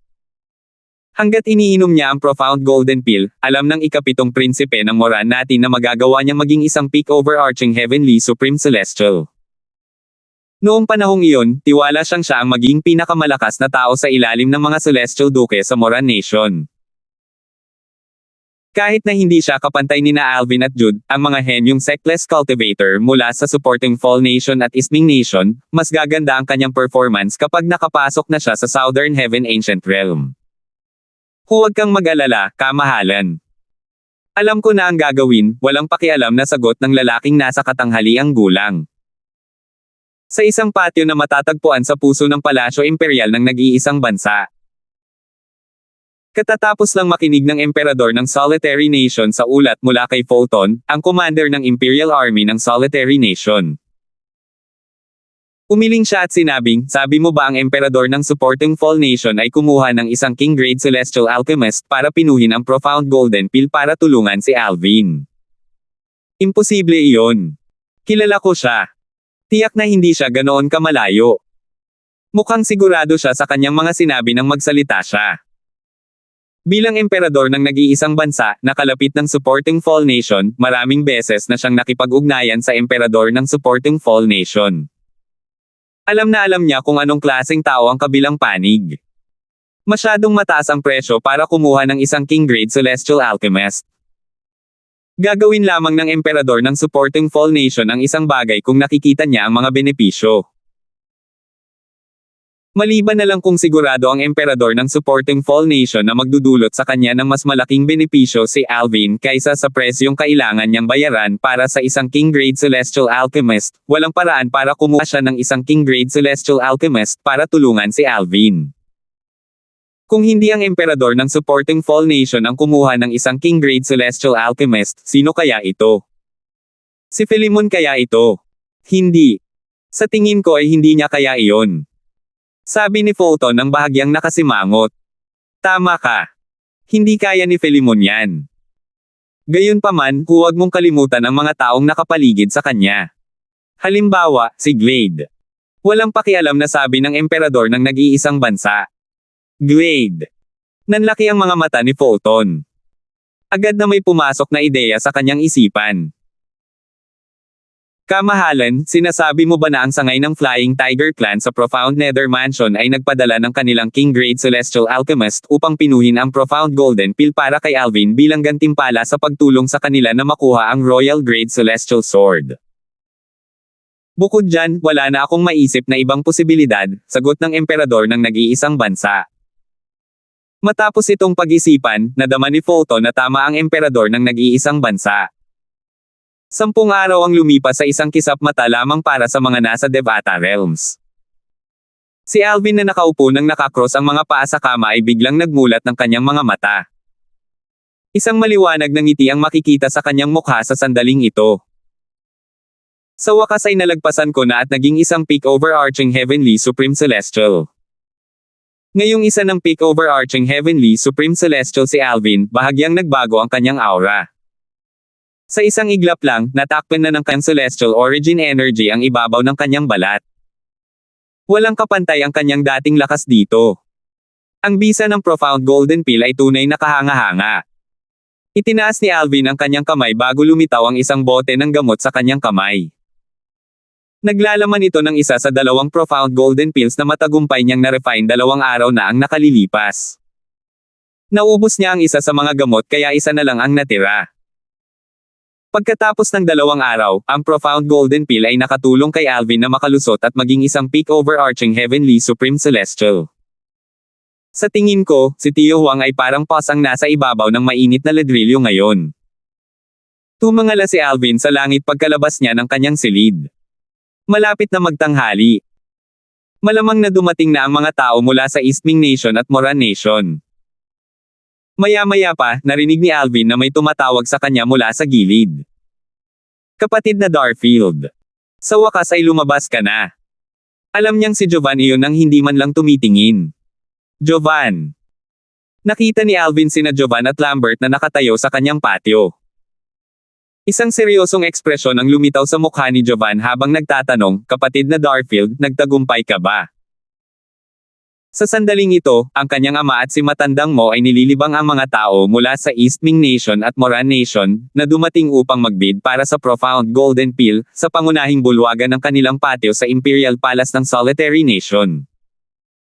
Natural lamang na siya ay nabalisa dahil hindi niya alam kung matagumpay na napino ni Alvin ang Profound Golden Peel o hindi.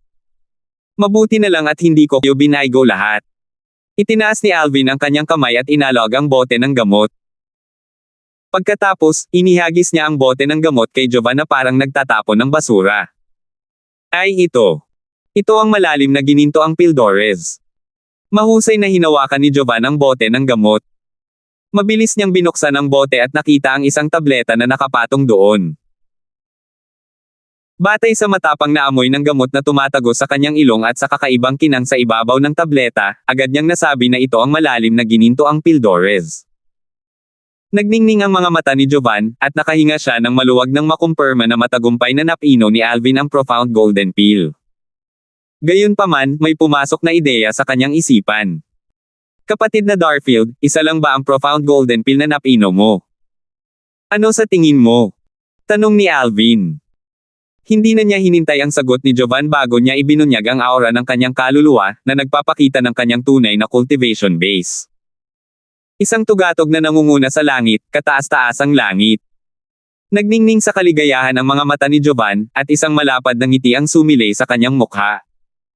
Binabati kita, kapatid na Darfield. Binabati kita. Pagkatapos, nagpatuloy si Jovan sa pagsasalita ng may nagsisising ekspresyon sa kanyang mukha, hindi ko inakalang matagumpay mong mapipino ang dalawang Profound Golden Peels. Ang tanga ko talaga na pinagdudahan kita. Akala ko pa nga bulag ang tiwala sa iyo ng aking ama. Mukhang mas magaling pa rin sa akin si ama sa paghusga ng isang tao. Sa sandaling ito, si Lambert, na ang mga mata ay nagniningning sa paghanga, ay sumabat, binabati kita, Panginoon. Bagamat nagtitiwala siya sa kakayahan ng kanyang Panginoon, nabigla pa rin siya nang malaman niyang matagumpay na napino ng kanyang Panginoon ang dalawang Profound Golden Peels. Nagtanong si Alvin, sa palagay ko ay dumating na ang mga tao mula sa East Ming Nation at Moran Nation. Oo, binabati sila ni Tatay at matandang Mo sa pangunahing bulwagan. Dahil lumabas ka na mula sa iyong saradong cultivation, dapat ay pumunta na tayo roon. Gusto ko talagang malaman kung ilang celestial crystals ang handa nilang ibayad para sa Profound Golden Peel. Bahagyang may bahid ng pananabik ang narinig sa boses ni Jovan nang magsalita ito. Ngayong nakita na niya si Alvin at ang Profound Golden Peel, hindi na siya nababalisa tulad ng dati. Salamat po at sinamahan ninyo ako, ingat lagi mga master.